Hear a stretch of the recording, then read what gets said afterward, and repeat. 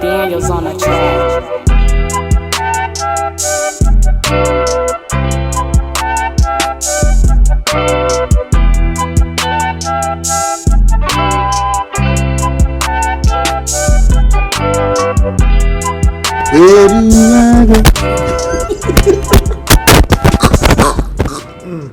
Alright, that was good. Beat up. Alright, let me get in there. Okay. Alright, people, welcome. We are back in the basement. It's another episode of BLVDAVE RADIO. I am your boy, Old Man Logan, and to the right of me, The Kid Gas Station P. What's poppin', people? It's your boy King B, the Brandemic. What's up? Brandemic. This is episode 138.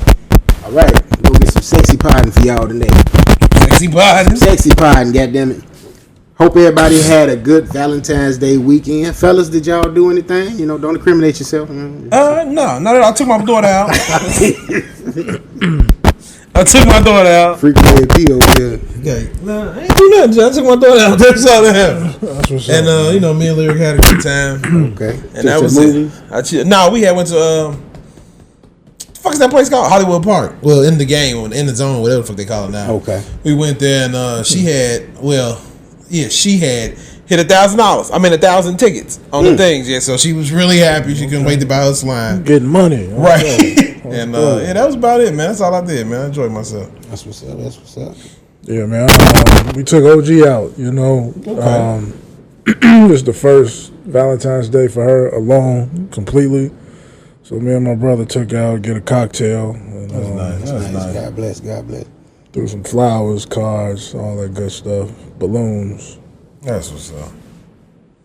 That's what's up. Yeah. I was at the crib, man. I was running errands. I had to work on Friday, you know what I mean? So I wasn't on my certified lover boy act, you know. Just chilling. Okay. You know. But yeah. It was a dead like weekend. Mm-hmm. You didn't see too many people post. Yeah, it snowed that night. So, yeah. It was a dead weekend, man. Like this shit was, you know, it came and it went. I think I sent a couple like messages saying they made sure it snowed for the lovers, you know what I'm saying? Trying to get their baby boom cracking. Definitely what it was. That's what it was. Valentine's Day. Scorpios are on the way. in a major way. Yeah. But yeah, no, I ain't do too much, man. I just chilled out. Getting ready for what's to come, man. I had to go to the doctor, you know what I'm saying? Got some good news with the doctor for a change. And I'm thankful, man. I'm thankful, you know. You gotta treat your body like a temple. And I know I definitely wasn't doing that. This nigga walked in here dancing. I ain't never seen Tim and this bitch moonwalking. I said, damn, nigga, you okay? Yeah, man. Clean bill of health. That nigga had some pep in his step. You know what I'm saying? You get a little swagger to yourself, man. Like here, because I've been going to the doctor and it's like, oh, you got this and we need to check for that. And it's like, oh my God. Like, can I just get one good bill of health? You know what I mean? But the last time I went to I had to go to the ER and I was like, man, I sat there and I said, yeah, nah, this is for me. I'm going to make a complete 180 of whatever I need to do. And I ain't going to sit there and act like I did a complete 180, but I just made an effort to eat better, make sure I drink more water, as much water as possible, and just make sure I'm conscious of what I'm eating. Right. My 20th shit, I did the damn thing. Going to Maxwell Street after the club, Baconators and all the wrong stuff, you know. Should be sounding so good. Drinking everything and just, it ain't good for us, man. It's like, you growing up and as people minorities and just people of color, like, a lot of us don't understand, like, we got one foot in the grave just off of the food we eat, and what we consume, and, not just it being processed too, but, the way it's cooked, like, all this fried crap is not good for us. Yeah, at all, dude. But it tastes good. It tastes amazing. But you just gotta change your taste buds, man. That'd be the thing. It's everything in moderation. You can have shit, but you can't have that shit every day. That definitely too. Yeah, you go. Yeah. And I just been making an effort to leave the macaroni alone. Yeah. You know what I'm saying? Just all the stuff that ain't good for you, bro. I just sat back and I was just kind of like, hey, man, we can, like B said, moderation. I eat it on my cheat day, Right. I give myself a cheat day to eat whatever I want. Fridays, man. Friday, man, too. And outside of that, though, I'm salad out or Right. You know, doing the unrich at Jimmy John's or something, just, you know, not getting that bread. And that's my thing. I kind of gave up on bread a little bit here and there. A little more than normally. Motherfucker, I eat bread all day. I buy loaf of bread just to go pick at it. Like, that's crazy. I gotta stop that shit. Like, you know what's crazy? I just bought my first loaf of bread since I've been in this house. For real? This week. Damn. Yeah. I don't eat bread like that. So. See, I love bread, man. I gotta. If I eat bread, it's when I'm out, but I don't have it here. So. Because when I very first started trying to like monitor what I eat, I tried to do like the, excuse me, what is it called, the vegan bread or something like that. I ain't never. And it's, oh my God, it's disgusting. It is. It's just, it tastes like eating cardboard, man. Damn. Everything vegan is disgusting. Yeah. Nah, man, I wouldn't say No, that. I ain't gonna say that because I dated a girl that was vegan and she cooked nothing but vegan shit. Some of that shit was kind of good, but a lot of that shit is processed because it's not real. Right.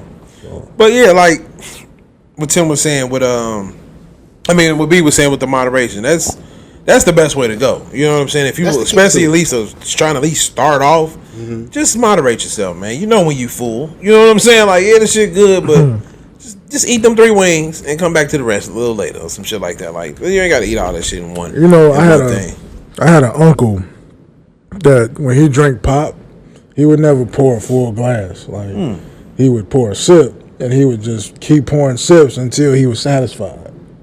And I as a kid, you see that shit look kind of weird, but it makes sense. Like, so now you don't pour more than you need and you don't go overdo it. So that's true. But don't buy shit you don't like. You say you don't ever buy bread because you don't eat bread. Right. I've learned to like stop buying sweets. Like, stop.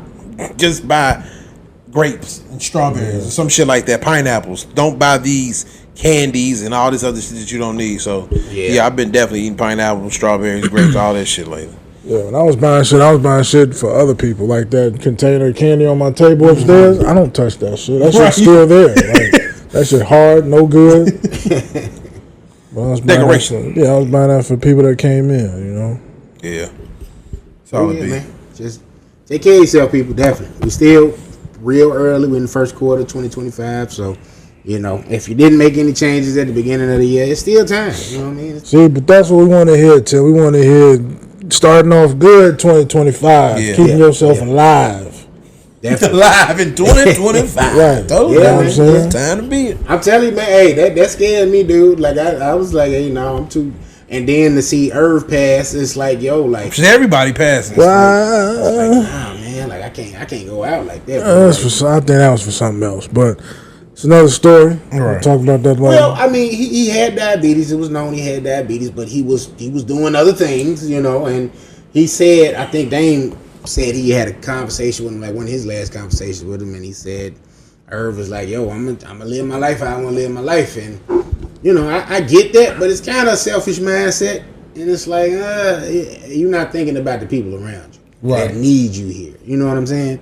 And I'm not trying to speak ill on the dead. You know, people make the decisions they make, you know, for their lives. But, you know, I just think that approach, you know, you're affecting, you know, more than just yourself when you do that. Because now you know, now they got to take care of, you know, all this stuff, these, you know, services and all this kind of stuff. They got to take care of that stuff now. Not to say that IRV didn't have no bread, but, you know, and then it ain't even about the money. It's about people being here and being here as long as you possibly can. Yeah, you know, true. But I don't want to serious out, man. I just, you know, brother feeling good. You know, put that out there. Everybody know, take man. care of yourself. Please. Happy Valentine's Day to all the lovers. All the lovers. Spreading love. And the ladies. Definitely. Speaking of Valentine's Day. Wait, you remember the episode on WWE when Valentine almost got his dick cut off? Because he was... You remember that episode? What the fuck are you talking about? We said Valentine's Day and it made me think about... What does that have to do with... It was like a Valentine's Day episode and the Chinese man said, I want to chop your pee-pee off. Y'all don't remember that? No. Alright. Val Venus had some wild stories. That nigga was cold, G. Alright, go ahead, be good. Now, I was going to bring up Sarah had sent me this dude. He dropped a song on Valentine's Day called Bus at You. That song cold as hell. Young nigga R&B. Wait, He's singing about shooting motherfuckers. But what song was it? It was a little dark skinned dude. He was like, Draco, ooh, yeah. Too. That shit is funny, G. That shit, I've been listening to that shit all weekend. For real? It's on iTunes? It's another nigga I sent to the group like that shit is. I said these little niggas. It's kind of masterful with these fucking. I'm trying to find out all I can about this dude. I don't know where he from. Yeah, this shit. Saint Lamar is his name. I wonder if he's from the crib because if she said maybe. Did y'all let me play this? Did y'all hear this one?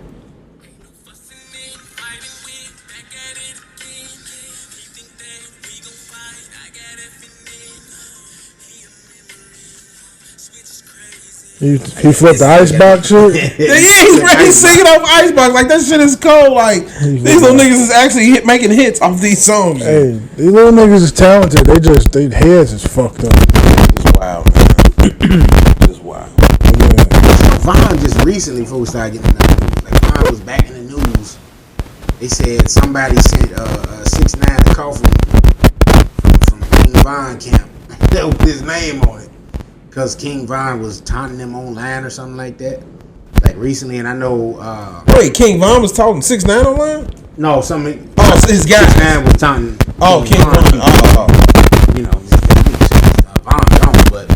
And I saw Charleston White was talking about... Charleston White kind of claimed the fame was, you know what I'm saying, talking about, Von and Dirk and them and just, how they're perpetuating this narrative of death. And he was like, that nigga, he's like, yeah, he really a demon. Like, you know how he talk, you know what I'm saying? Mm-hmm. And it's like, yo, like, a lot of that stuff, it's like, y'all was telling on, it's like, yeah, no, you shouldn't have been rapping about that stuff. Like, right.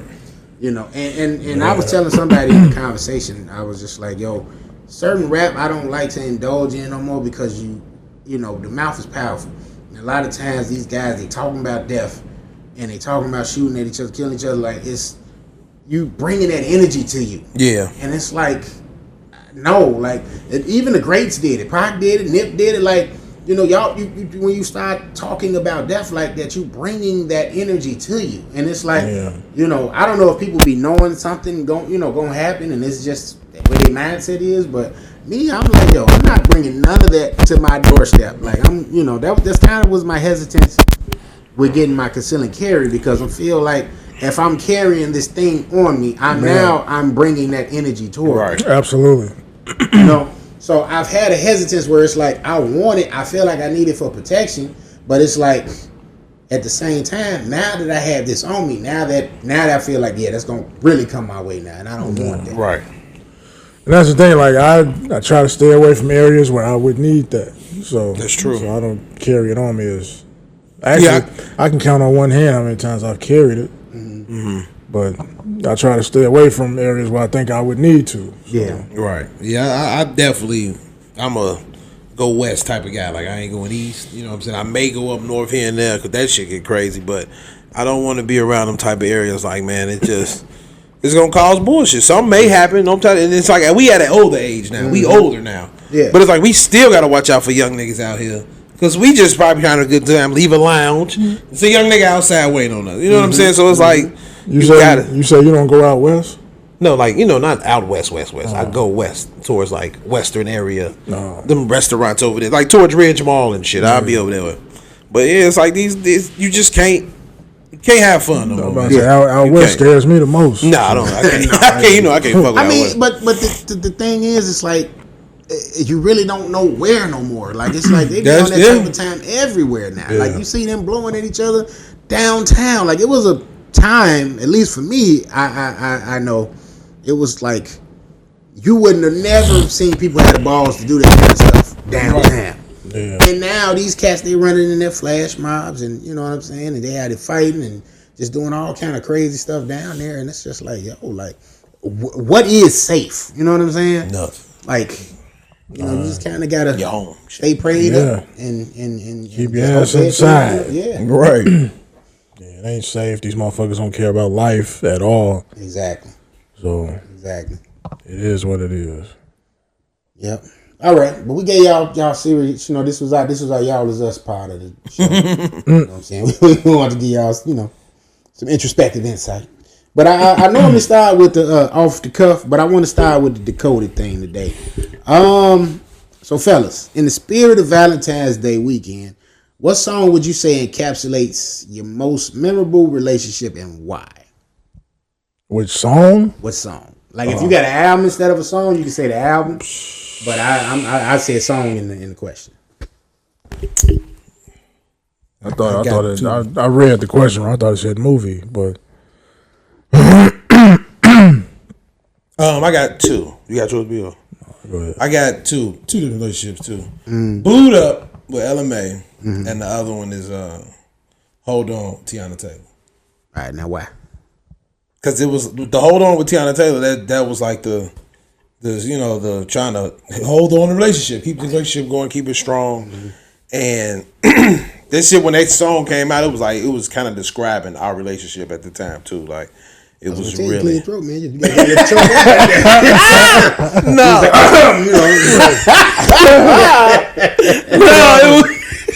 no, it was definitely describing at the time. You got back in their headspace, boy. No, I miss you. But it was around that time in that relationship, and the song was basically telling like what the fuck we was going through. And Booed Up was just, I guess, when I was dating this person, when we first started dating, that was our shit, and I was like, every time that song came on, it was like a good time with us. Them two songs I really think about those two relationships. Now it's a song that reminds me of someone, but it doesn't necessarily symbolize anything. And that song is "Fancy" by The Dream. Okay. I don't know. Whenever I hear it, I think about that person, even though he's not. What he was saying in the song doesn't even equate to what we were going. She wasn't like materialistic and no shit like that. But when I hear it, I think about her. Was it playing like when you was around her or something like I that? think I listened to it like going to a house and shit. Right. Shit like that. That's what it meant. Yeah. So now I can't listen to it. Fancy. You get this shit off. Turn it up. Fancy with that shit. That girl is fancy. Girls love that joker. Let's see. For me, let's see. That nigga had. I'm gonna use the Dream. I'm gonna use the Dream song. February Love. That's one of them. And Case, Think of You. Think of You. In the morning, I think of you late at night. Oh, okay. Now who? Give us some backstory. All right. I mean, Making my back hurt. If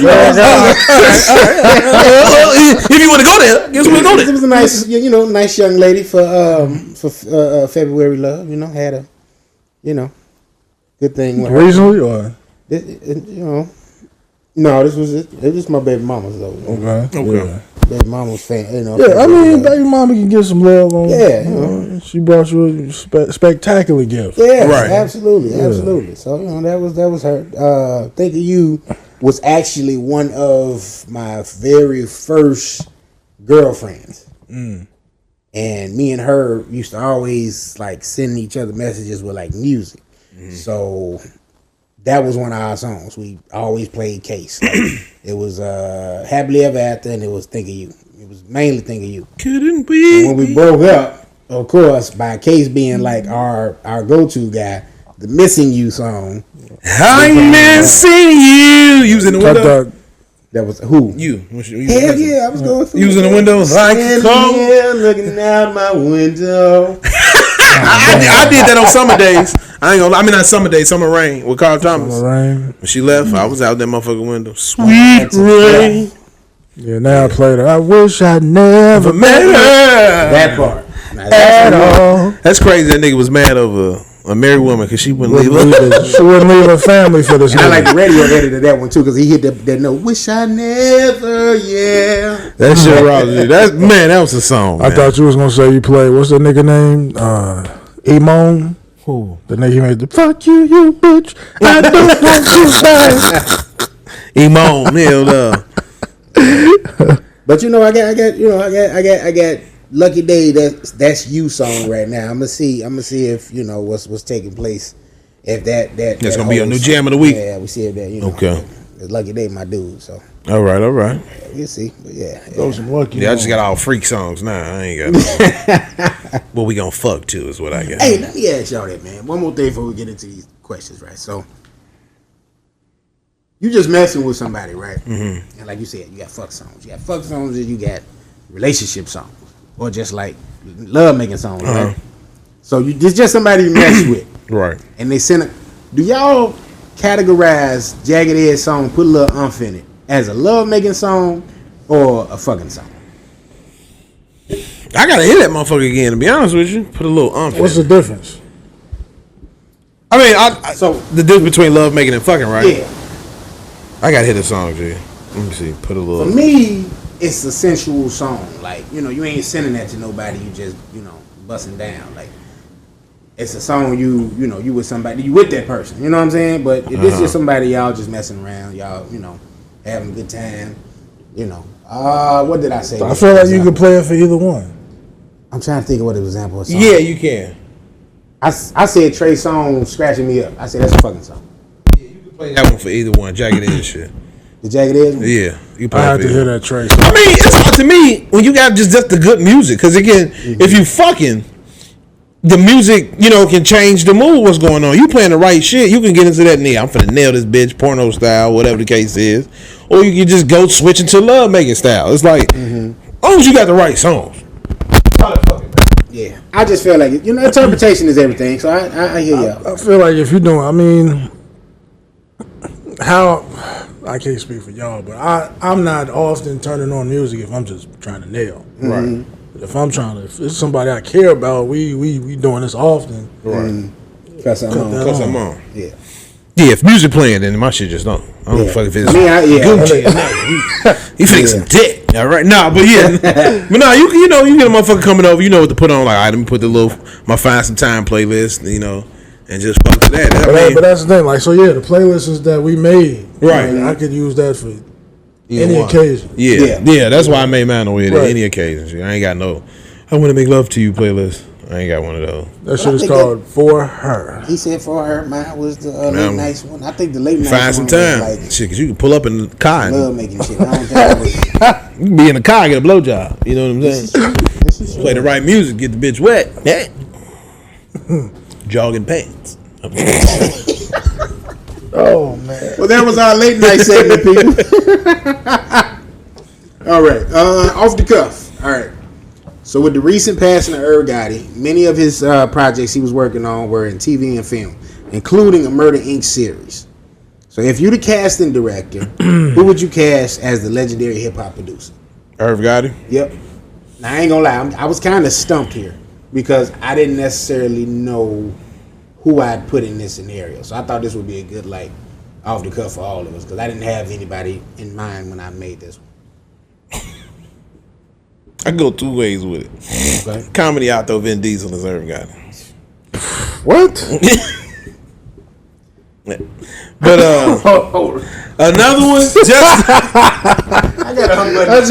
I just played his voice in my head. That's why I started laughing. if Vin Diesel's IRV Gotti. It's a comedy. Hey, Ja Rule. It's a comedy. It's like a comedy, like how Death of a Dynasty was. I don't know if y'all seen that. Yeah.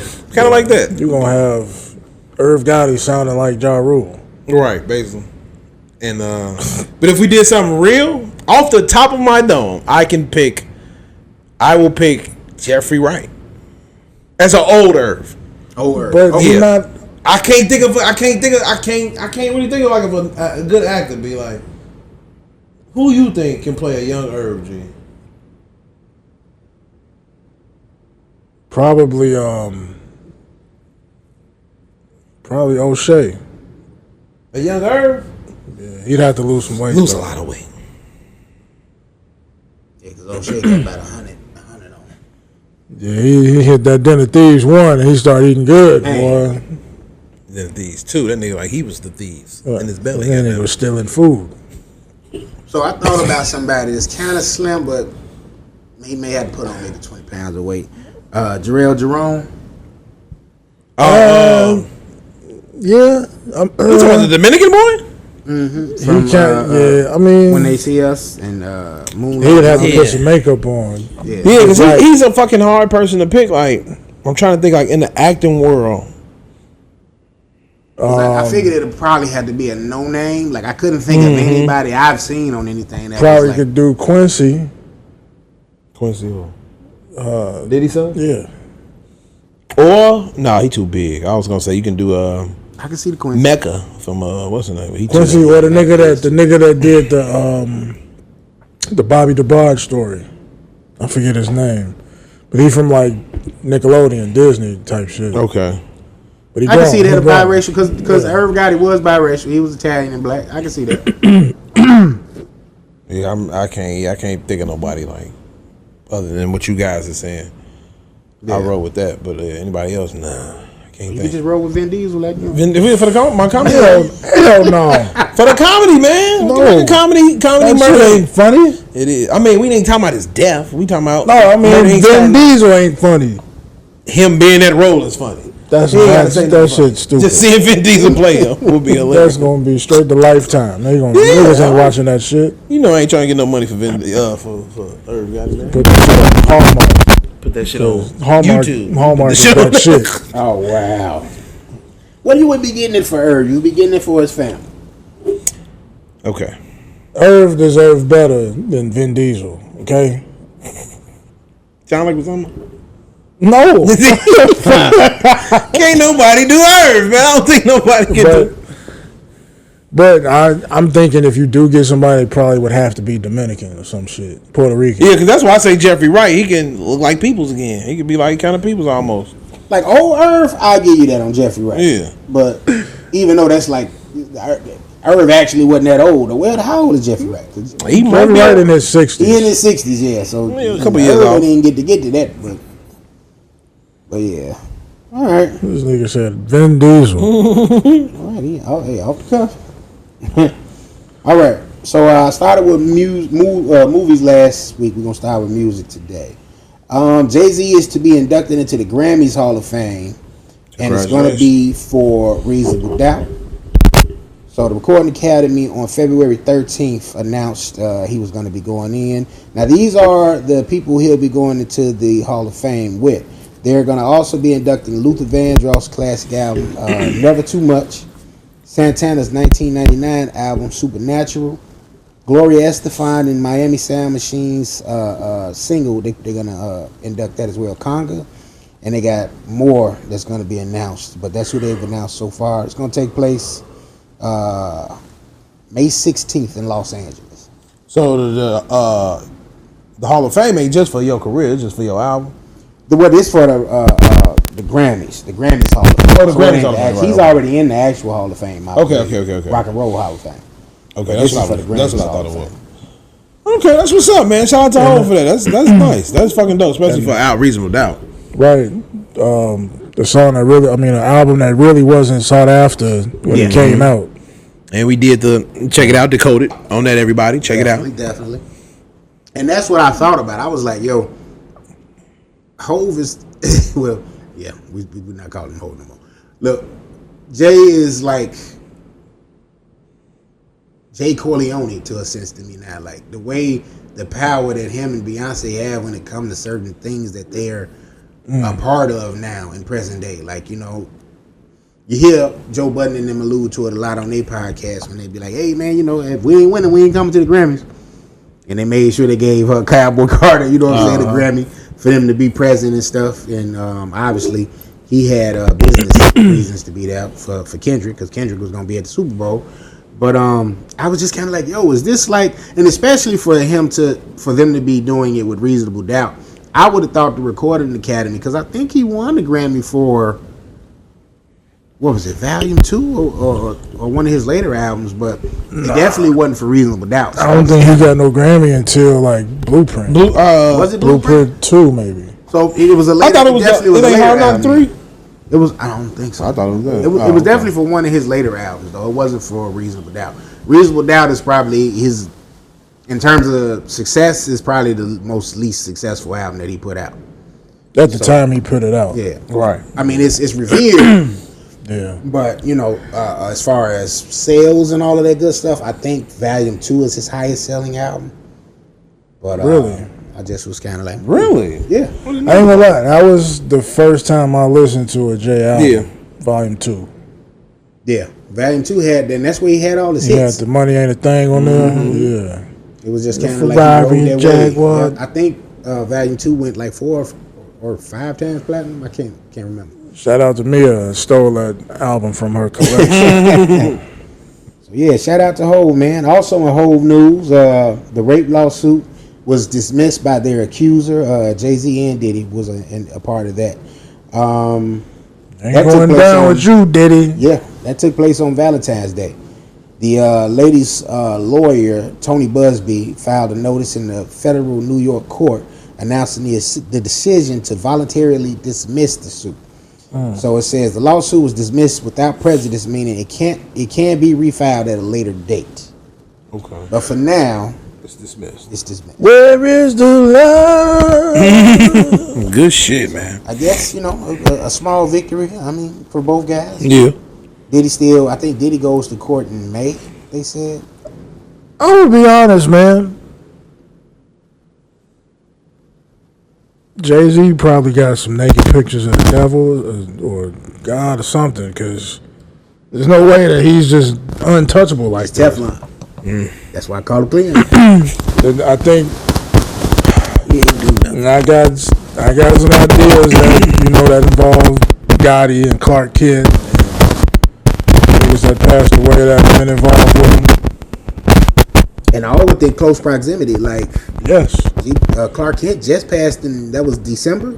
Yeah. About 3 months ago. Yeah. And now here we are, Irved and passed. Like, so I can see how you going down that rabbit hole. Dame, you better wrap yourself up in bubble wrap. I'm telling you, because yeah. I mean, ain't nobody safe no more. And Busta Rhymes voice. Ryan told us that. But this shit crazy. Yeah. This game is crazy. All right. I'm listening to that album this week. Which album? It Ain't Safe No More. Okay. Yeah. Busta always was like putting stuff out there with the album names and stuff. Extinction. It sure was. I never understood why Busta did that. Coming, like, used to do that with all Genesis, yeah. That was one of my favorites. That one song. Oh, you know me, had like a little kid singing or some shit. Yeah. All right. You ready to talk about Big Meech, man? Your boy Big Meech. Man, they fucked up. Hey. Fun with the bag, man. Hey, and we talking about people being Teflon. Like, yo, what does 50 got on everybody that he just got the juice like that? 50 read a lot of shit, so he know what he can do and what won't fuck him up. And then he got money. Like, who knows if that nigga didn't go down there and say, hey, man, look, you don't want no killing no shit in your thing, because these niggas, you know what I'm saying? He could have went down there and did that, probably paid him off. Let's make it raise to this. 50 got that money, and he got that just power not to be afraid. I know I can do whatever I can without incriminating myself, so I'm going to do it this way. I mean, he goes right on Instagram and, like, embarrass these niggas, shit. Like, with no care, no world remorse. And it's like, them niggas know we can't touch him. Yeah. We cannot touch him. So, I don't know, but, yeah. Leave 50 alone. That's all I can say. Legit. I would not. Hey, that nigga give me a deal, a job. Hey, I'm with you till the wheels fall off, motherfucker. Lil Meech tried to do that. Yeah, I mean, he did, but his daddy didn't understand the game, man. It's like, nigga. That nigga was, man, what you mad at me for, Pinky?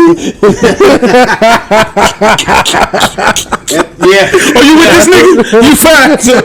What you fired me I ain't gonna for? front. I definitely was like, damn. I'm like, what Lil Meech do, bro? Like, That's your daddy. that's guilty by association. He can't pick who his daddy is. Lil Meech, that's your daddy? It's your daddy, nigga. Good. You fired. You fine, Because G. what that tells me is 50 already had that dirt, like a contingency plan. Because he just went from 0 to 100. It was literally like a 24-hour thing. Meech did that post with Ross on Instagram.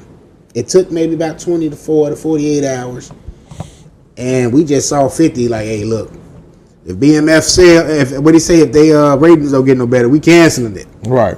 And then it went from that to, we can't, this is the last season. And then it went from that to Big Meech a rat. And then he just kept bringing the Timmy Cohen person up. And it's like, who is this? And it's like, he's doing it slowly. It's coming out. Then Blue Da Vinci, who was with BMF, jumps into it. And he puts the guy on the phone, Cuffy, who was a supposedly alleged drug trafficker from St. Louis that Big Meech told on. And then Cuffy says it on there. He co-signs it. He's like, Big Meech snitched on me to get out. That's the nigga from the show where his brother got kidnapped and shit. I fell off of BMF. I'm trying to remember. I don't know who it was. Meech, he ended up going to St. Louis. Yeah, I remember that. Up with I forgot who played the nigga.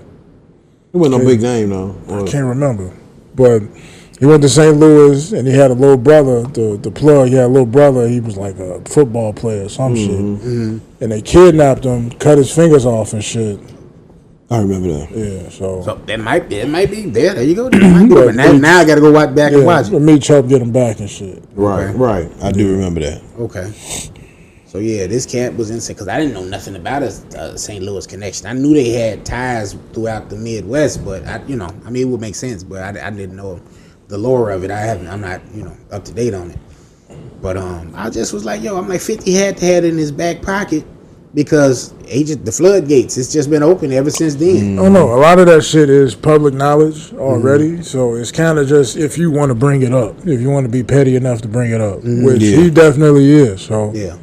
And then Gene Bill had jumped out there for a second. But he had to recant what he said. He was like, man, I apologize, 50.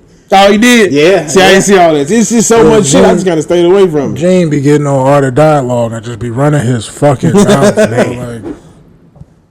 Like, stretch it. I'd be like, man, these people got to be paying them for, like, coming in on here. That's why they keep I think he gets like a percentage now because he's like a regular on Art of Dialogue.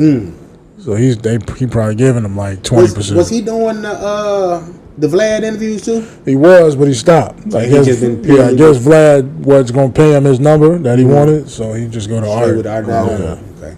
Because they be having just as much people now as Vlad, maybe more now. But I was wondering. I was like, and I think they work together, like Vlad, Art. Adam 22, all of them, they work together and give each other like their guests. Because Vlad just did the interview with Tupac's pops, his father. Oh, okay. Billy Garland. So, did you watch it? I watched most of it, but I saw the first interview he did with Art of Dialogue. So that was about a year ago. Okay.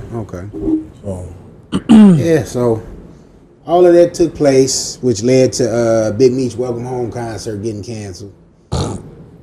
Everybody just dropped on him. That shit crazy. Like that nigga 50 got the power. Everybody, like his whole lineup, Lil Baby, Da Baby.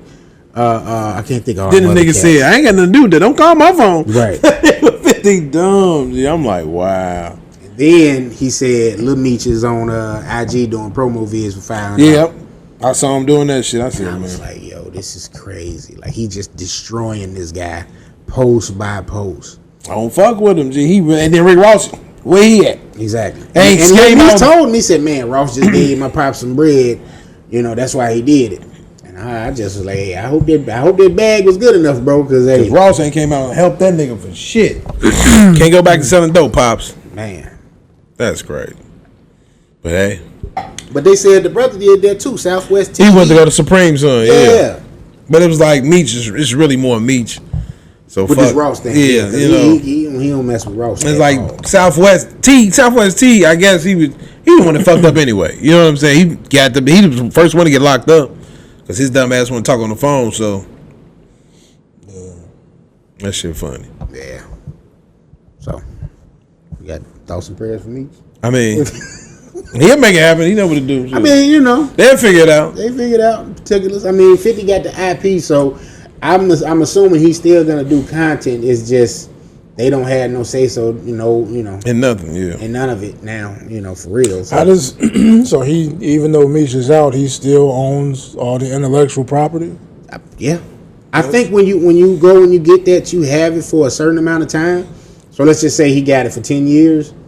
So 50 can do whatever he wants to do with it for that block of time. He got that IP. It's been licensed out to him. I wonder if he gonna do something. Well, he says he's doing the Tammy Cohen documentary, so I guess he gonna expose him on that. Yeah, I mean Vlad, he got a few interviews too with I think Southwest T's ex-girl. He got a couple interviews with them. And they solid. I mean, That's a plus of Vlad, because say you did want to do documentaries and shit, you got like actual accounts from actual people that was around, and interviewed and telling you everything that happened. So it's easy for you to piece all that shit together. Yeah. So I know Vlad gets a bad rap, but some of the styling, as far as like the camera positioning and stuff, I kind of like that. And I know the list of question, it comes off as like questioning, like, you know, you interrogating them, but I like the whole presentation of just, you know, whoever you're interviewing, boom, is right there, and you know, you got the person that's interviewees, you know what I'm saying? Because it's really him on the computer, right? Is Vlad always there? I heard he was on the computer. I don't know if he's there. Sometimes he's there. Sometimes he just has a cameraman there. Oh, okay. Okay.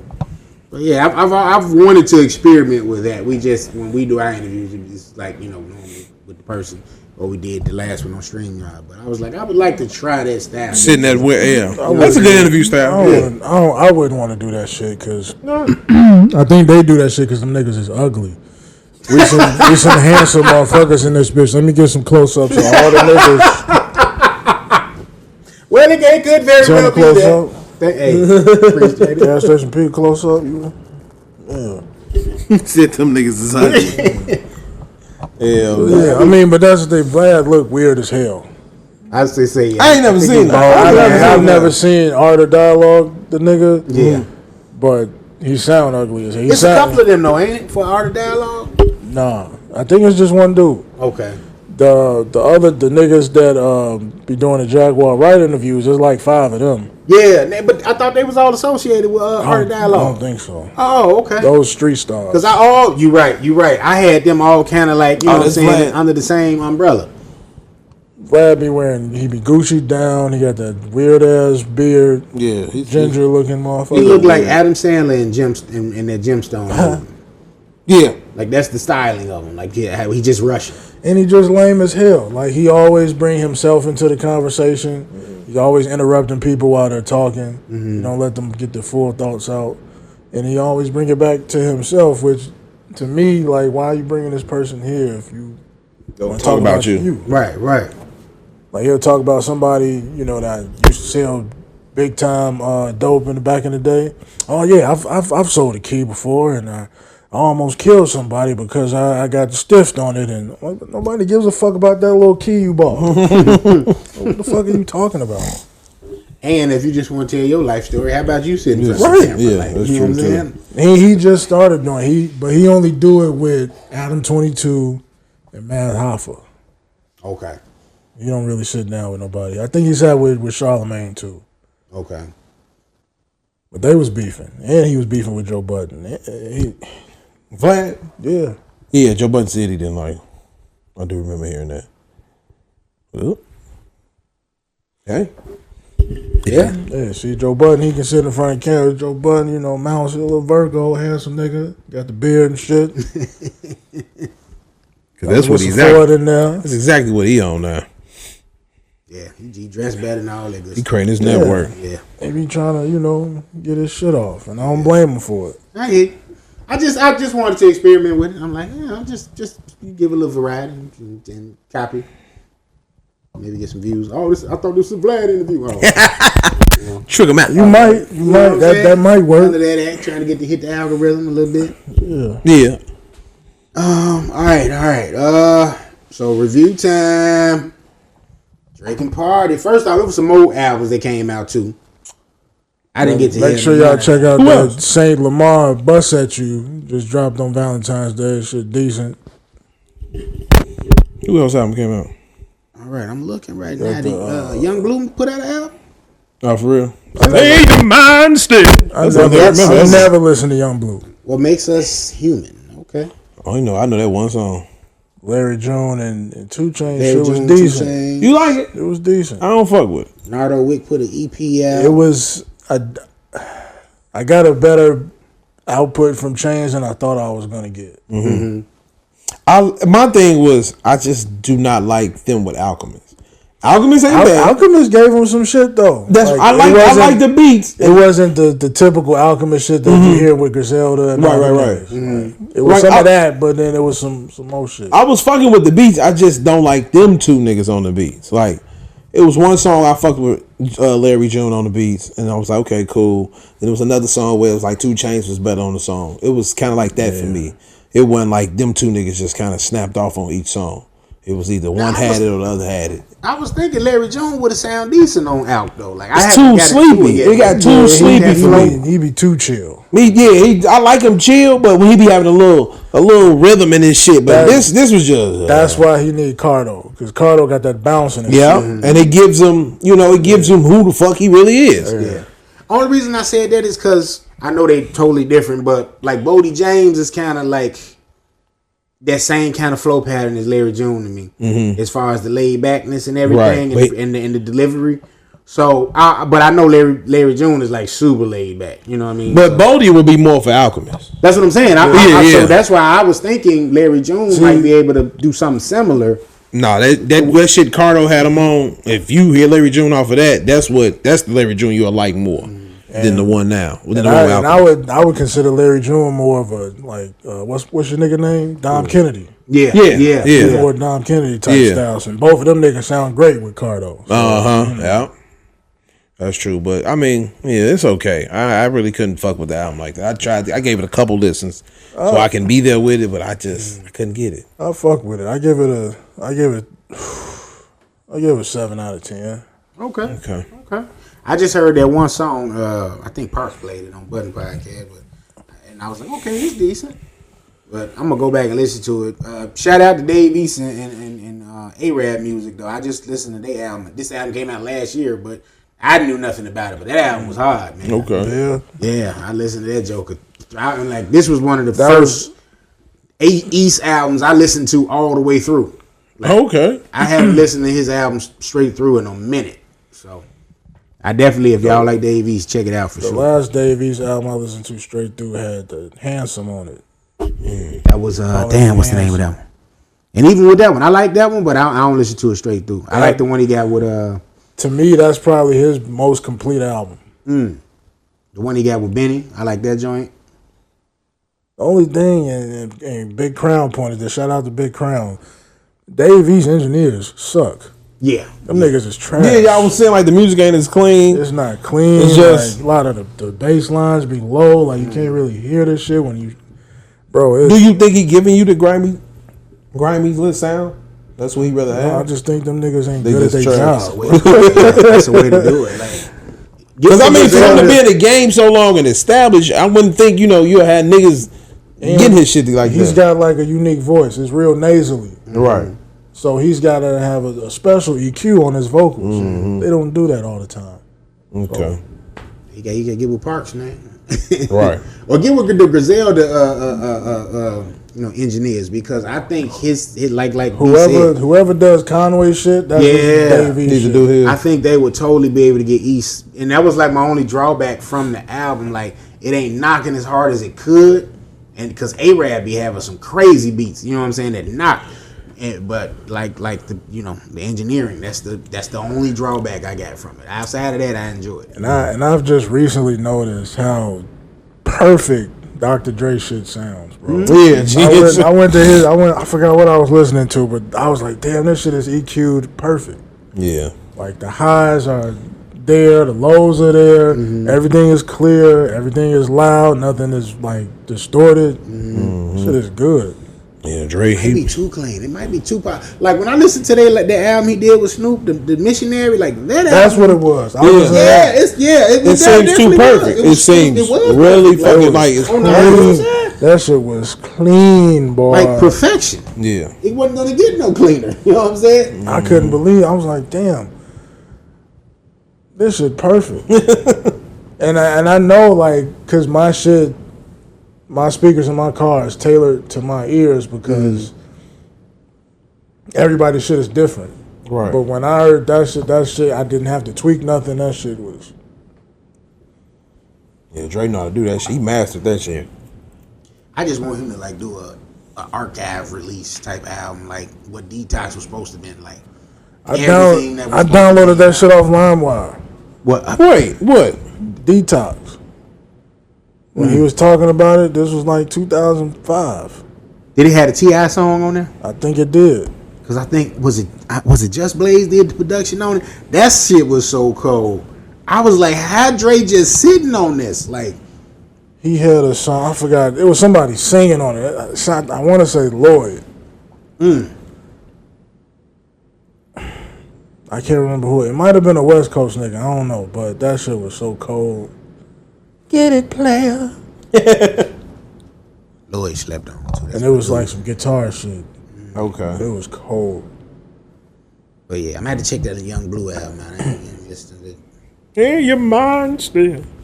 Westside Gun got 12. Man, shout out to Westside Gun, G. If you people haven't watched his wrestling shit, that shit is cold. Fourth rope wrestling into that shit. It's 2 episodes. I watched that shit this morning. You did. They got Chicago and Atlanta. I like the what's I watched the Chicago one. I like the nigga Kirk Black. I think it's Kirk Blackwood and Joe Hardy. Some shit his name, dude. Come out the song. Joe Hendry. Joe Hendry. I believe in Joe Hendry. Yeah, that's my nigga Joe Hendry, man. Joe Hendry. Shout out to I watched him at the Rumble and shit. Yeah. that nigga got the best wrestling shirt. I was like, why y'all like this? Because the song, it's how he turn around and be like, he do that. It's like corny. He playing it to the corny. Right, that's why I like it because it's funny. It's corny. It reminds me of the niggas who make South Park. Like they would have made a character like that. It reminds me of that type of shit. It's a play on the corny. It's right. It's a dude in AEW I like a lot. Like he can actually wrestle, but he does the corny thing. Orange Cassidy, like he just so laid back. He do this whole little thing where he like put his hands in his pockets and he just like ooh, like, and the crowd is making the sound effects and stuff, and it's super corny. But you know what I'm saying? Once he actually like gets into his bag of wrestling, dude is a great wrestler. He be killing, okay. You know what I'm saying? So a lot of them wrestlers, they kind of, you know, get big with the fans when they do that kind of stuff. Goofy shit, yeah. There was a nigga, Zilla Fatu. Is he related that's, to him? Yeah, that's he's part of the bloodline. Y'all remember Umaga? Yeah, That's his nephew. son. Oh, it's his son. That's his son. Didn't he have some other sons? It's Zilla and it's one more, I think. But Jacob and all of them, they all cousins. And that nigga Moose. That motherfucker big. Umaga is their uncle. Was all of their uncle. Yeah, okay. Jacob. I was watching some type of like documentary about Jacob, and they was like, "Yeah, this motherfucker is crazy. Like he had to turn his life around again." Yeah, I was Jacob like, was in for the real? streets, like yeah, bro. It's videos out there from when Jacob was in the Indies, and you could just see my man out there hanging with the fans, smoking cools, and drinking 40s. Like That's wild. Just chilling with him after his matches and stuff. You know, but that dude's a star, man. But them niggas, all of the Samoan community, they own wrestling, bro. Like, it's this shit now. When I watched Young Rock, and that was a part of Young Rock I really enjoyed because I didn't know that family's lineage. Like I didn't know the grandmama was like She was the start of all that shit. doing the whole little wrestling out there, and you know that she had the relationship with Vince, and you know they were having agreements like, okay, you can use this person, you can use this person from WWE, and you know I was like, whoa, like I didn't know all of that. I knew you know they were supposed to be in Revere. Her husband was Peter Maivia, Great Chief Peter Maivia, but I didn't know like the family was really out there like that. You know what I'm saying? I ain't gonna lie, I wish I could have wrestled. I liked it so much. I probably should have tried to went into it. I never tried to be a wrestler, fun. but I you know I always loved it. It was always one of my, you know, how people love basketball and football. Right. That was what wrestling was for me. You know, I did love basketball. Basketball, it used to be basketball and wrestling, but wrestling kind of just took over. But that was my two things. I used to love all that shit. Yeah, we used to go outside, practice that shit in vacant lots. What, wrestling? Yeah. Damn, for real? Hell yeah. That's the only thing we never did was wrestle. We wrestled in the house on some, you know, fake shit. Had the belts. Niggas made the hardcore belt. I remember that. I'm talking about we really like hit motherfuckers. See, we was like fake really hit niggas. Bottom motherfuckers. We really. I could probably still pedigree bug if I really wanted motherfuckers. This one dude, I ain't gonna say his name, but one of my homies had like super kicked his head, like really kicked him in the mouth, made his shit bleed, and had him going home crying and shit. Y'all ass crazy. And that's another thing I noticed, like the super kick ain't special no more. Like everybody does it. Everybody do it. Mm-hmm. Everybody got a super kick now. And when Sean was doing it, Sean was the only person doing it. Yeah. I see. Yeah, that's like everybody's punch go to now. It's like a clothesline. Yeah. Power kick. That's all. Yeah, no, back in the day, yeah, I used to. I knew how to do the sharpshooter. I knew how to do the walls of Jericho. Yeah, we was doing all that shit. What was your favorite move? Sharpshooter. Sharpshooter. Bret Hart was my favorite. Rock bottom. Rock bottom. Yeah, I used to do the rock bottom. I like the stunner. Pedigree. I rock bottom. And the DDP. Yeah, and the diamond cutter. The diamond cutter. That's all that is. The stunner is this. It's that. It's just. If I had my little cousin, I'd do the razor edge. I do that shit. I wasn't doing that shit. I'll put them on my shoulder and be like, that was my shit. We would diamond cut motherfuckers like because there was no setup. You could just run past somebody and grab that shit. So yeah, my buddy did that to me in high school one time. We was at the lockers, and that mob just came out of nowhere. And this was a lanky mob. This mob just grabbed him like, oh shit. Like yeah. Yeah, Walls of Jericho, put my knee in a nigga's head while his legs bent. Good old days, man. Good old days. But the album of the top of the how I want to say this. Top of the year. Top of the one everybody been waiting on. We finally get some response. It's an R&B album, but it ain't like We got some Aubrey. We got some Aubrey Graham, baby, in Party Next Door. Some sexy songs for you. Dropped on Friday, man. All right, so now your girl already told you. You know what I'm saying? Sarah, shout out to Sarah. She was like, Sarah, don't do it. She didn't want me to bash You know what I'm him. saying? But she don't want Peter to bash him. But we're gonna sit there and have an objective conversation because we got the OG Aubrey, you know what I'm saying, fan here, Big B. OG Aubrey. Been riding for his boy for the duration. 2008, goddamn. You know what I'm saying? So, October's on. fellas, what y'all think about some sexy songs for you? We're gonna be what? As a whole, it was mid. It was mid. He does have maybe 3 really good songs on there, but it was a lot of Simpson on there. That nigga was O.J. Simpson on that bitch. That nigga, he had a line on there. He said, "I want to pay your taxes and all types of." I'm like, what? Yeah. He said, "I want to take you shopping. I want to pay your taxes." What's the 3? Celibacy was one.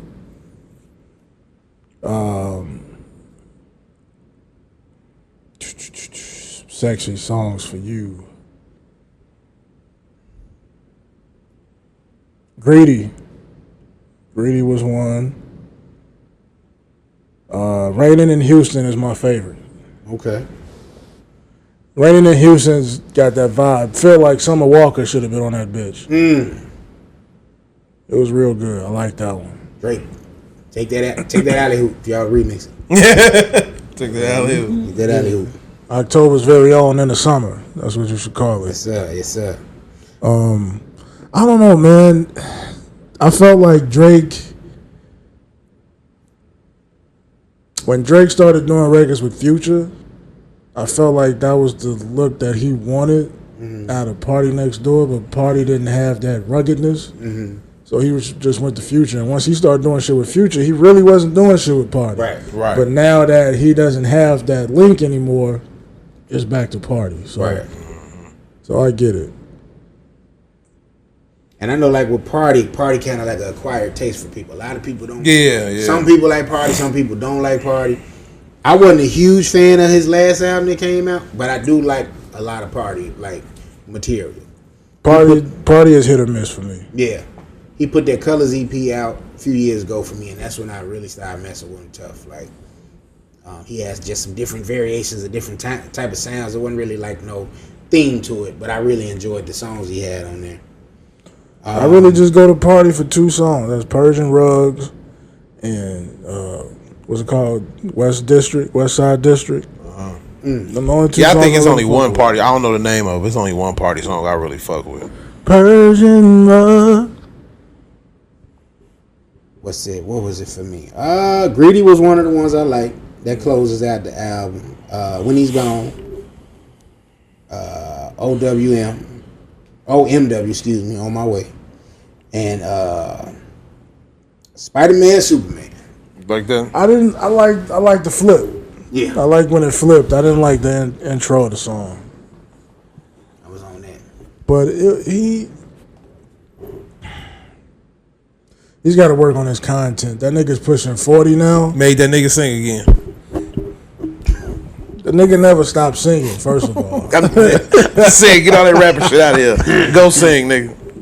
But like he's got to switch up the content, man. I get he got a target audience, but that shouldn't be your audience no more. Like you, 38 years old now, and I've been saying that shit about these old niggas trying to be young still. 38 years old now, and you want your woman to be on the cover of Vogue and all this shit that you saying in this, and you want to pay her taxes, and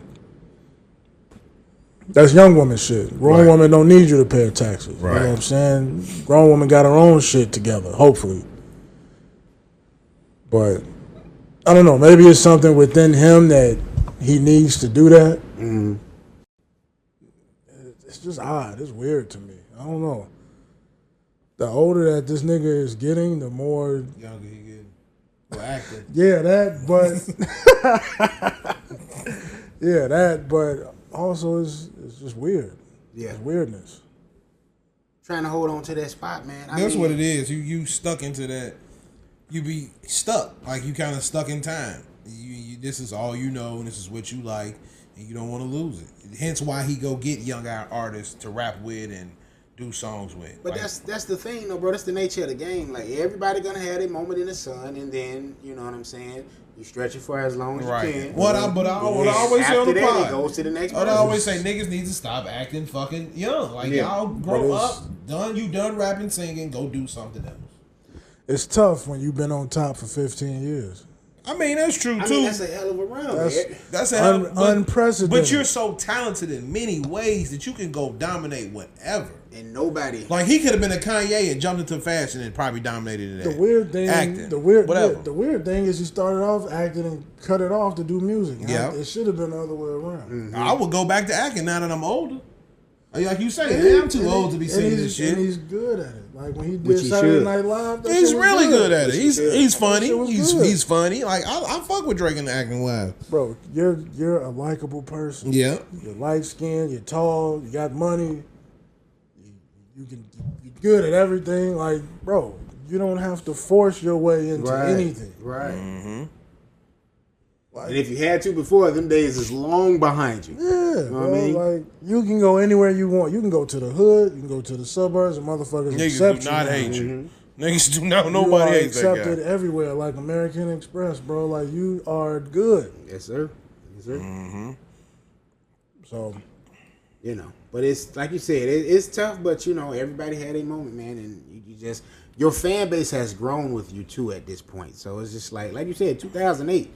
It's 2025. Like, bro, you know, that fan base has grown. That fan base, you know, people are married, people got mortgages now, like people are living life, got kids, like, you know, and these are things he has, but he's not, you know, really, if it ain't necessarily a flex, he ain't really going in depth on it. You know what I mean? Like, the only thing he don't have is a wife. You know, he got a kid, you know, he's been in relationships, we all have, but, you know, it's time to expound on that as an older guy now, you know, trying to continue to be appealing to 21-year-olds is ain't the move, bro.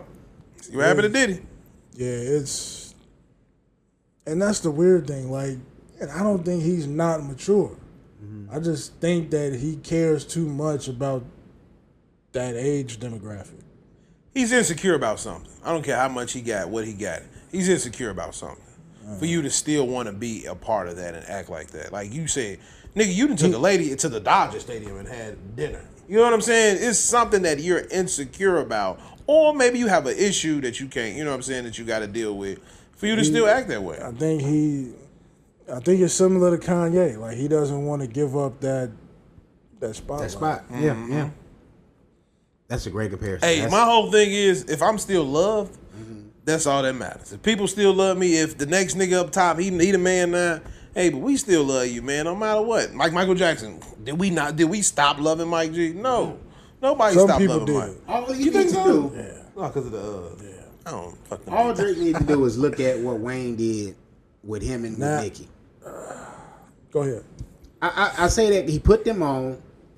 Wayne, now I'm not going to sit there and say Wayne didn't want to try to be competitive or want to still kind of be relevant, but Wayne allowed them the space to, like, become superstars and kind of, like, you know, just be an executive to a degree. You know what I'm saying? he didn't do things to where he was still trying to compete with them too.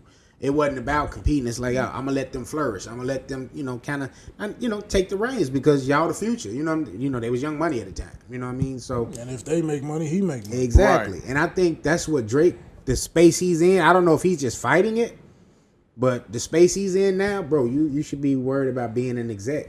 You should be any ventures that you're doing. You should be worried about making those things It's time to as change, big as possible. Party Next Door is one of your artists. You should be trying to make Push Party him more as than big anything, as yeah. possible. Like Whatever you say, other you want to be artists future, you can make him your future. Like we gonna make this guy this guy. I think, Division is under OVO. Like they should be bigger. They are cold. You made the You know nigga, what I mean? what's his name, give up singing. The gay nigga. McConaughey. Yeah, you made him. He don't even want to sing no more. Right. Like, Well, you fucking stole his only money he had. Shit. all I had was that. That was Thank it, you. He is Drake helped out a lot of people, but he also fucked over a lot of people in the music business. He fucked over McConan. He fucked over Drum. Did he fuck over the weekend? Or whatever. They just didn't I like don't him. know. I think he tried. I think The Weeknd outgrew that situation. Oh, okay. And he was never signed to him, right?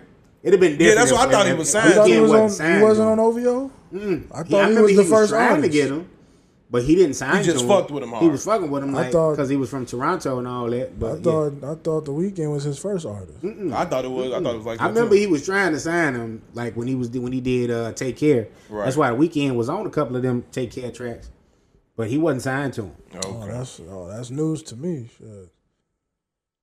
And Yeah, I think man. that's kind of where the competition between him and Weeknd kind of took place. Let me just, I'm a fact check. I'm gonna look at this balloon. And I don't know how The Weeknd blew up because he's nowhere near as talented as Drake. He's evil Michael Jackson. Shit. But the nigga can't sing. He sound like He I don't know. definitely Maybe evil. my ears is different, but Evil that nigga Mike. sound like Michael Jackson to me, G. He don't, bro. I ain't saying he on the same level as Mike, like this nigga is Mike, but No, he sounds he- like a like the nigga Rico. He sounds like he could be a Rico version, Rico. yeah, evil version. But I can sing, but I ain't him. But I'm evil version of him. I fuck with The Weeknd. That's how I look at him as like that. Yeah, no, he was never signed to OVO. I'm looking at it right now. He was Oh, signed damn. to Republic. That's interesting. Because he did He a lot really of was, shit yeah. with Drake, and Drake did a lot of shit with him. Mm-hmm. Drake That was his trying to guy. sign him. I remember Drake was trying to sign him, but he didn't sign with him. He, So who has he been with this whole time? his own thing? XO. Oh, that's always been his shit. That's his shit. Oh, okay. He had because Nav was that's his artist. his shit. Yeah. Oh, Nav was his artist. And Okay. Belly was his artist. Oh, I didn't know them yeah. two niggas was with him. Okay. That's why like Belly. See, I didn't put thought no EXO album. was some other shit. I and then thought he kinda EXO took was his on. thing. I thought that was okay. So it makes sense now. Yeah, EXO was his weekends. Yeah. That's Okay. Weekends. Because they used to always say OVO OVO EXO. EXO, I'm yep. like, Right. that's the same shit. What y'all talking about? Yep. Okay. But it's not. Okay. Oh yeah. Oh, shout out to Travis Scott for getting back on Fortnite. I heard. Can't wait to get the guy. Is it I've never played Fortnite. Me either. Play it. I don't play that shit. I saw they got Fortnite OG. I'm like, is it a difference? It's just the old map. That's all. Some kid shit, man. I can't do Fun, it. man. You ain't got time for Doing that. this dance and shit. You ain't got to do all that. You just stand there. Ready to go kill. All right, but so we got B take on it. We got my take on it. Oh yeah, I got 3 songs just like y'all. Like I didn't, it was an okay album. It was cool. My 3 was Deeper Party Next Door song. I like that a lot. I think I like that one too. What's the fucking other song? Nokia. At first, I didn't like it. did not like that. At first, I didn't like it, but it reminded me of a Bay Area functional LA sound of music. So that's why I fucked It with it. sounded more Florida to me. I don't know who the fuck. That's that bouncy track. That's Flo Rida. That's the only thing I think of when I think of Florida music. Like some Oh, old ass like Uncle Luke shit. And what was another song? I don't like the Give Me a Hug shit. He made a song for niggas who always scream Give Me a Hug. That was the gayest part of the song. But I like the Give Me a Hug song. What did you think about the button diss? That's what he always do. He always diss Joe Budden. That nigga always do it. They always do a slight diss, whether it's on a song or on social What media. reason is he doing that? Because Joe Budden was on Kendrick's side. So What, bro? Like, but then like my homie said, Drake does this always. Put a woman in the middle to divide them both. Now you see Melissa Ford posting. What he say? What was the song? What he say? Let the summer Trying to get be lit. boy, yeah. You know what I'm Yeah, saying? yeah. He Drake. That's what Drake does. He shouted out legend Melissa from the Ford. six. He shouted out Melissa Ford. Then he threw Joe Budden's a diss. Yeah. And you see Joe Budden kept saying, "Oh, he was talking about Flip. He wasn't talking about me. Right. Flip sitting next to her." So he was just, Flip was having a field day with that too. Right. So it's like that's what Drake does. He always. And you does see, that she ain't say a word. She know that check coming, bro. Hey, okay, it's Decepticon. I ain't mad at it though. That was my take on that. If I'm Drake, if I can get Melissa again, if y'all thought that this nigga was finna bring out a non-hit, like a non-stop hit album, then y'all thought wrong. But it was a cool album. I fucked with it. With them three mainly. Too. I think he was testing the waters. I still think we'll get a Drake album, depending on how this Universal thing. I don't want to see him come right back out. I think he'll. No, I think he's coming back. I think summertime he finna. Yeah, like that. That's cool. Yeah. But. We might get a Drake album. I think you're right on that. I think he did that shit to test the waters, and if it flopped, he can blame it on P&D. Because remember, it's supposed to be Party Next Door and Drake. It ain't supposed to be Drake. Big Party. You know what I'm saying? On that shit. Yeah, but we'll see. Yeah. So you think he gonna follow up this year? I do. I definitely do. He said he gonna get the summer lit. So it's February. I see it. I wouldn't be surprised if Drake hit us with something. I'm gonna say May, June. We might get a single in maybe April. Did they ever do that tour, him and J. Cole? No, that never happened. I think they did a couple dates and then did it a couple stopped. dates and they postponed it. That beef took place and they held off on it. I know Drake is in Australia right now doing some touring out there. Shut up. So maybe with that smoke coming out that's. But, so I'm thinking he might do like a. When do the Kendrick and SZA tour start? Like that's a good question. March. Ain't it after the Super Bowl? When it like? I think the maybe Chicago next month. date. What's the Chicago date? June 6th. June. So they probably started around April, maybe. Yeah. March, April. So he probably going out probably through October then, right? Let me check Ticketmaster. So I'm thinking if that's the case, then Drake might fuck around and start up a tour. Just to combat that. Off that album? Or just, if he do drop some shit around May, then you'll get the Drake tour in June.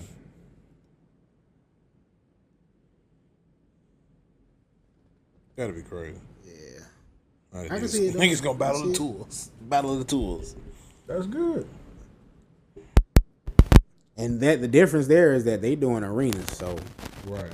You got to see if Drake can go out there and do the, Yeah, the only way Drake can do an arena is if he go get motherfucking. Oh, goodbye.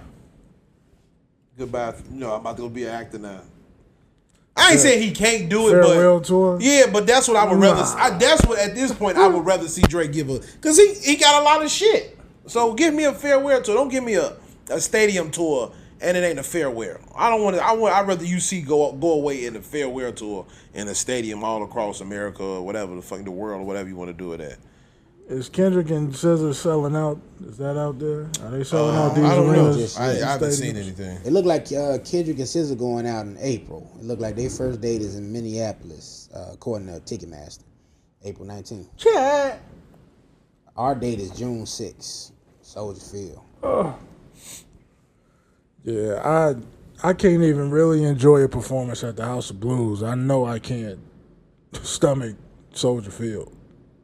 That's crazy. There's just too much shit going on around me. I can't enjoy. Yeah, and then sitting in there. No, I'm saying, but why Soldier Field? Because the same thing. Yeah, it's same reason I hate going to Bulls games. It's just too much shit. Yeah. It don't matter where you sit. Motherfucker got to get up and piss. You got to stand up, let them out. Yeah. That shit blows me. Yeah. I remember that time. I was just having a conversation not too long ago, too, about being at a place at an event versus just watching it on TV. Because, like, with wrestling, like, same deal with a basketball game. When I went to the basketball game for my birthday years ago, I enjoyed the atmosphere a little bit, but I enjoy listening to the commentary. It made me, you know what I'm saying? Exactly. If you don't mingle with the niggas around, because I went to go see the Pelicans in New Orleans, I was mingling with the niggas around me. Like, it was cool. I had a good time. And everybody went. Well, every time somebody got up, it was on. When they take a time out or a halftime or shit like that. The only time that shit don't matter is like at a baseball game, because I don't give a fuck. You ain't do nothing but walking around the baseball. I mean, I'm there to fucking drink, talk shit, have a good time anyway. Right. Last time I went to a White Sox game, I just ate. I went to the little buffet shit, the clubhouse, ate, saw some bitches shaking ass at the front row down there. Well, this is all right. That's an outing for us. Yeah, that's what baseball is. That I'll go to baseball. Check them socks out. They Plus might it's cheap. Yeah, Probably go to the White Sox game for $6. 6 fucking. I get free tickets. I think they used to give us free tickets at the job. Yeah, let's do that. But y'all let us know, man, what y'all think of some sexy songs. SS for you. You know, we go from there. You see, he stole the rabbit and the. Yeah. They said he stole the rabbit. Shout out to your Gangsta boy, Gibbs. man, Gangsta Gibbs. Said he stole the whole thing. They took the flattered. He's on flattered. That mug right there, boy, something else. Okay, but one thing I did not like was the album cover. Album cover's weak. Yeah, that was weird to me. I thought it was gonna be the rabbit shit. That was kind of weird to me. Double Impact ass album cover. I don't know what they was doing with that. And he paused. He like too close, like, you know. No, yeah, that was kind of weird. Not doing that, bro. That's crazy. Not doing that. And Drake don't ever do no Mexican. But Drake always don't do that to a Mexican song. He had some weak sauce. He had some weak sauce covers. Like it just. Yeah. Yeah, that shit was very weird. That little Hispanic song. That Hispanic song. Yeah. Go to meet your padre. I was like, and then Party didn't make it no better. You could have. Anybody thought about calling Bad Bunny? Right. Clean your ass out of here. Nobody said Bad Bunny. Anybody come help us out. Bunny said, "Hey, I'm with Kendrick." That nigga cokehead. All right, y'all. Movies and TV news, man. I said so. HOF Spotlight, man. I saw B made the post. I assume it was B because I didn't know it was B. I'm just gonna like P need to make some more posts. But B, I saw you put that on there. Black romance films, man. So I was like, yo, this would be a dope little space right here to kind of expound on that and see what was some of y'all's. You know what I'm saying? I could say which one was one of mine, and we just kind of go from there. Cause made the post on Instagram. What you got, B? All right, so I'll just deep dive in it while we got while I got the floor. Let me pull up this Notion shit. But out of the ones you picked, I'll go with the best man. I didn't pick none of this. I mean, well, the ones Tim put up. I'll go with the best man. He ain't got my pick. My pick would be Love Jones. Real, we know you love Jones. Love Jones. Fire and Ice. I ain't never seen that with. Yeah. That nigga, Kadeem Hardison. That nigga. Kadeem Hardison. Yeah, she passed, didn't she? The girl on the movie with him? No, that's Shorty from Saved by the Bell. She on crack or something, right? No. Something's wrong with her. Didn't something happen to her? I think she had some type of like skin disease. Oh, that's what it was. No, she bleached her shit. Oh, I thought she was high on drugs or something.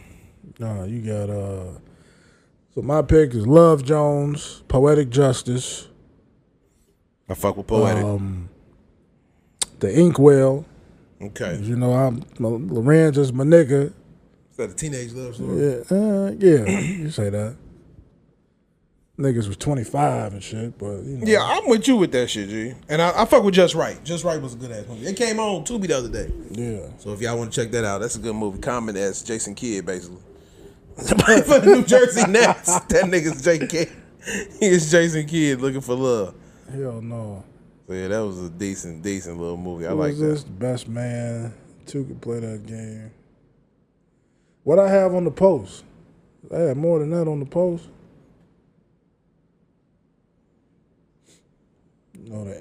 Lorenz Tate don't get his flowers, man. You gotta.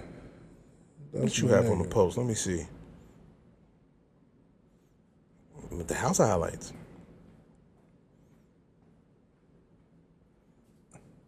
Brown Sugar, The Inkwell. Yeah, you had yours.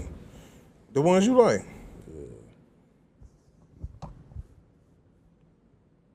The one I put up, it had some of the ones B had. What's Fire and Ice, G? I ain't never seen that. That's like a Hallmark movie. Okay. Straight to DVD type joint. Okay. Dwayne from Dame Hardison. Dame Hardison and what's her name? Lark Voorhees. Her name is scary to the motherfucker. Lark Voorhees. Jason's sister.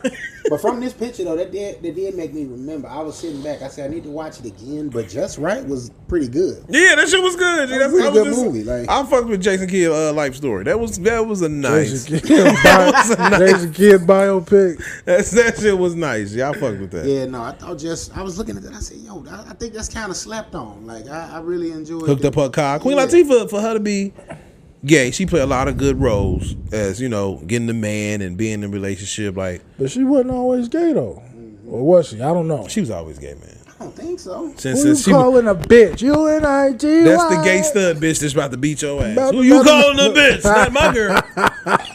Once she did set it off, like she couldn't unlive She that. couldn't. She was gay and couldn't sexual. Yeah.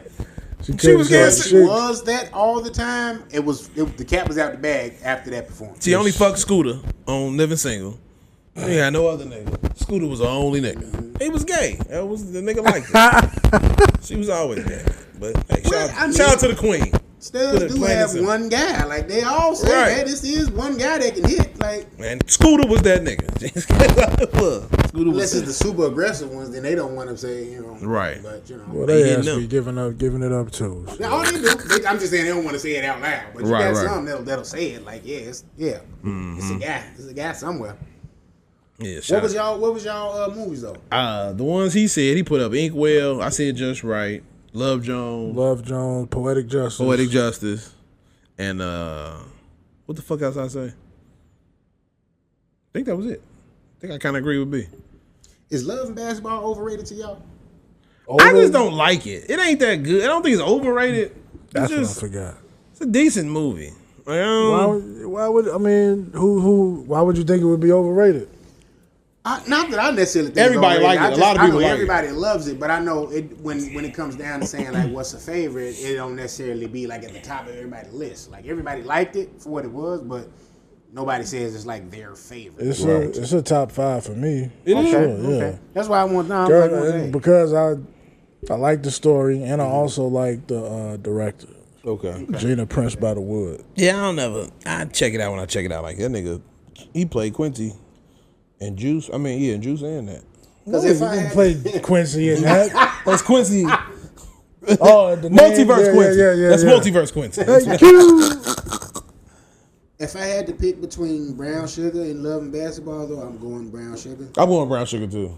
Because it's hip hop. It would be a toss up for me because I like hoops just as much as I like hip hop. Yeah. So I just didn't like. I liked her how she portrayed it in that.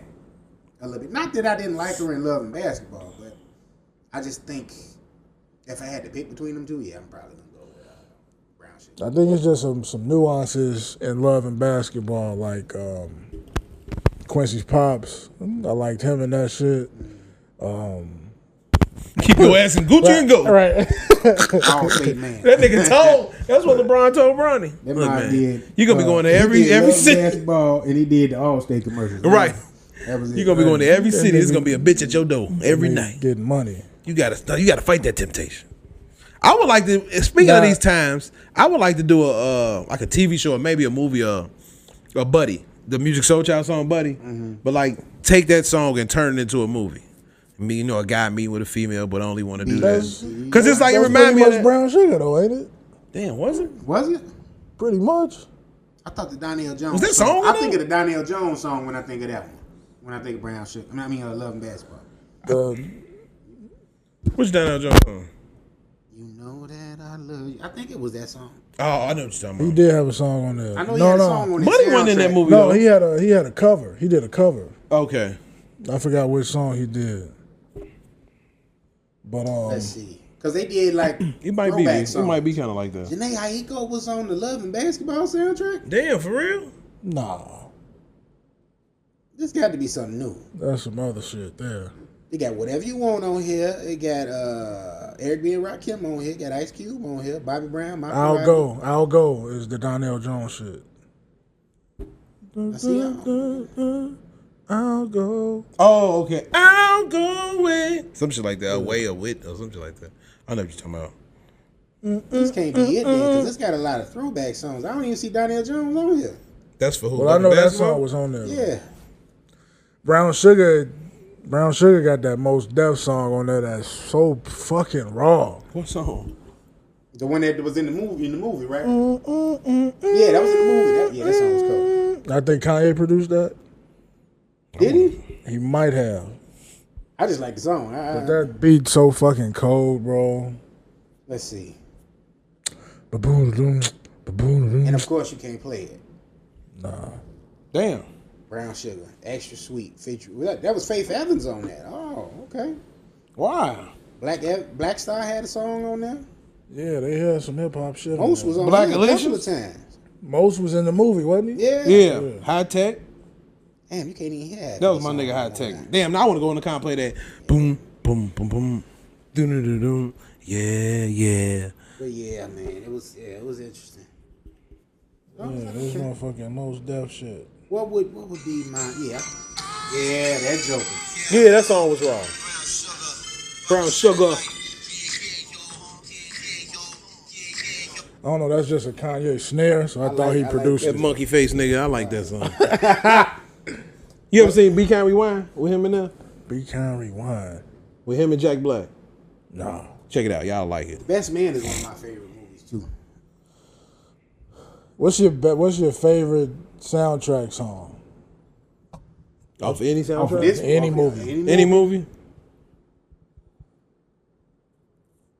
Oh, Fortunate. That's easy. Maxwell. For life? I hated that was on that soundtrack. Yeah. Yeah, I think didn't that fit was it. very weird. That could have been in another movie. But you know why I was on there? So What? R. Kelly wrote Fortunate, and that was a Rockland soundtrack. Really? Yep. Didn't know that. So I believe he wrote that song Casey and JoJo sang as Life. well. That's Life, yeah. Okay. Yeah, Fortunate. Yeah. Mine is fuck, I just had it. I didn't know that. Tupac if my homie called. When my homies call. That's why when all the Kale stuff was going on, and we talked about it years ago, and it was like deleting his catalog, it's like, You got a lot of shit. this dude, man, just like, you gotta remove the person from the music sometimes, man, because it's like, dude, you remove it, because now I gotta take away these songs he wrote too, and it's just like, I wouldn't take away them songs. I'm taking away his song. His songs, the one he performed. The ones he wrote, I give a pass. The perverted ones. but can we like I Believe I Can Fly, like it's like, you know, No, that's what I say. The perverted ones. Give me Jeep. What's the other one? When the nigga says my mind's telling me no, like that shit. Get that, throw them away. You gotta throw away. You Give me the Step in the Name of the Love. You gotta throw away all the TP2. You think so? Hey, what? Every song. Every song. You gotta throw away all that shit. All Anyway. that got to go. You think that's all got of that vibe? That was public announcement. Just take her name out. Hey, you gotta let it go. They was how old was they when they made Vibe? G? He said, "Little Aaliyah." Just take that part out, Tim, because Bro, I like that was 92. vibe. Niggas be looking for vibes now. That's all we looking for is vibes. Bro, that was like 92. That's crazy. That's crazy. It is. Yeah, man. Little Aaliyah got she over there dancing and shit. That nigga. 12-year-old Aaliyah got that vibe. No, that's Sick wild. as fuck. That's wild. Man. So, Sick.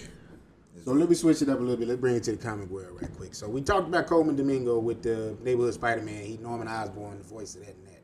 But he had an interview recently where he confirmed basically that he was in talks with Marvel to replace Jonathan Majors as Kang. But he said he wanted to do his own role. He felt like Jonathan made that his role. Yeah, we spoke about that when they initially talked about it. Mm-hmm. But he just redid a recent interview, and that's why I was like, you know, it's okay. I don't think he should do it. Yeah, I don't. After you, I believe you could give it to him if Jonathan ever did it. But now that Jonathan got it, I wouldn't know. That's what he said. He doesn't want it because Jonathan made that his. He said he wants a role that he can make his own. Right. Yeah. If you're not bringing Jonathan Majors back, Who would you give him? replace Jonathan with Jonathan Boyega. They look alike to me. So Big nose niggas. Yeah, he just bigger than them. brown skin, big nose niggas. Pretty much. Who would you put Coleman Domingo as though? Other than Mr. Sinister. I ain't gonna the way he acts sometimes, but no, that's my own little world. I was gonna make up Tony Starks or black Tony Starks in my own little world. You'll never see a black Tony Stark. Doctor Strange? It's not gonna happen. He can dress up as Doctor Strange. But I would totally make him Mr. Sinister. He could do that. Part of me wants to say Apocalypse. Let's not give him a villain though. Let's make him somebody good. If you want to make him a hero, Bishop. Call me Domingo? No, man. Bishop is what's the name, G? From fucking Snowfall. That's Bishop. Should be. Amean Joseph is Bishop, G. If they didn't go with him for Bishop, I would say my man from Chicago PD could be a good Bishop. Harvey, Illinois, LaRoyce Hawkins. I would go with him. He ain't fucking Melissa Ford no more. It's fucked up. But yeah. Is she the problem? It's that show. It ain't the show. She the problem. You think it's her? Yeah. Mm-hmm. That's crazy. Bro, just some women you just gotta call her for what it is. Like, why is Melissa Ford as gorgeous as she is at 48 single. years old still single? You can't keep a relationship for a month. She had Flo Rida. The quadrillion now. Like, we have to just keep it real, bro. At some point, when do they take accountability for their actions? What Samuel say? 40 something. You got mouths on it. Nobody want to marry that.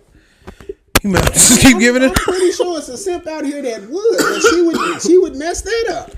I don't even think it would be a simp, man. There's somebody out there that's as desperate. Just looking for love. Yeah. Yeah. You don't know. Somebody probably could have, lost their spouse. They out here, trying to rebound a little bit. Some shit like that. I can see But then they probably get with her and be like, yeah, I'd rather be single. Fuck this shit. That's my point. I wonder what's the problem. It's something in her. Like, since she's been on Button Pod, she's had multiple people she was claiming to be in a relationship with. How long she been on there? It's been about like 4 years. It's been 4 years? No. About 2 years, I think. No, two or three. I would say this Because is Rory year and Mal been gone, what? Like 6. 6? Yeah, they've been gone for a minute. It has. They've been gone for a minute. It do sound crazy, but I think it has. Been This legit is like year 3 for her and Flip. I think so, bro. They ain't been gone 6. I'm finna They've see. been gone for a minute. Because 2019, bro. Ish and Ice came. Right after they was gone. No, it wasn't before we took our sabbatical. No, yeah, they were still there. They were still there. And this before, was yeah. like 20. Well, it's 20, 21. 25 now. That was like 3 years ago. Nah, yeah. Because it happened. No, It had to have been about 3 years. Because they only been doing did their they shit break for up? They only been doing their Say a shit. couple of years. So what's more like? It don't say. That's crazy. It don't say. Rory and Mal. Oh, only been doing 2021. their shit. Yeah. 2021. So 4 years. Oh Okay. yeah. So then maybe I stand corrected then, because you had Maul and Ice come, not Maul and Ice. You had Ish and Ice came.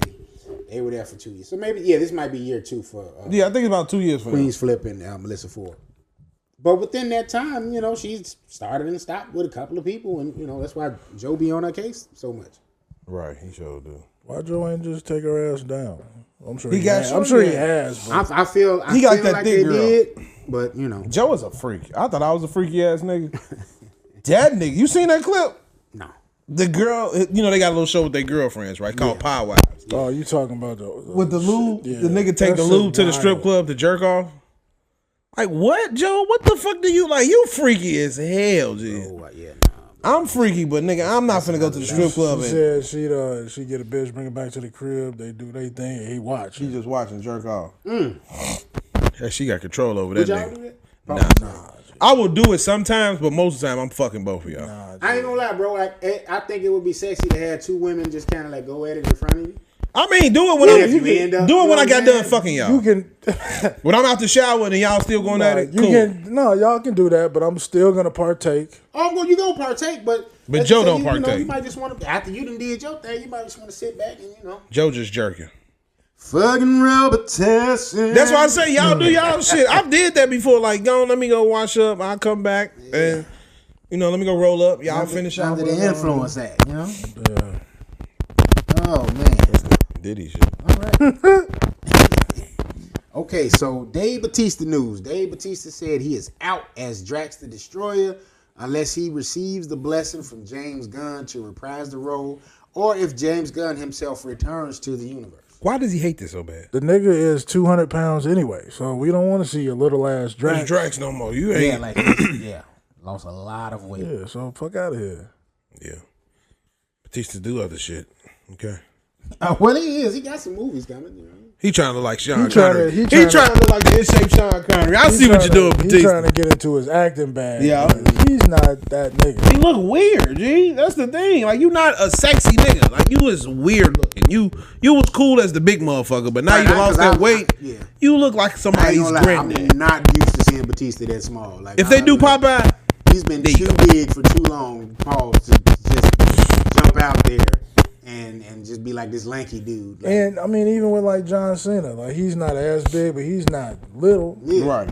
Like you can lose weight and still keep some mass. You know what I mean? So he lost all of He it. lost a ton of weight. Yeah, that nigga trying to be Sean And Connery. I thought he was sick at first. I'm like, what's going on with Batista? And they was like, no, he lost the weight injection.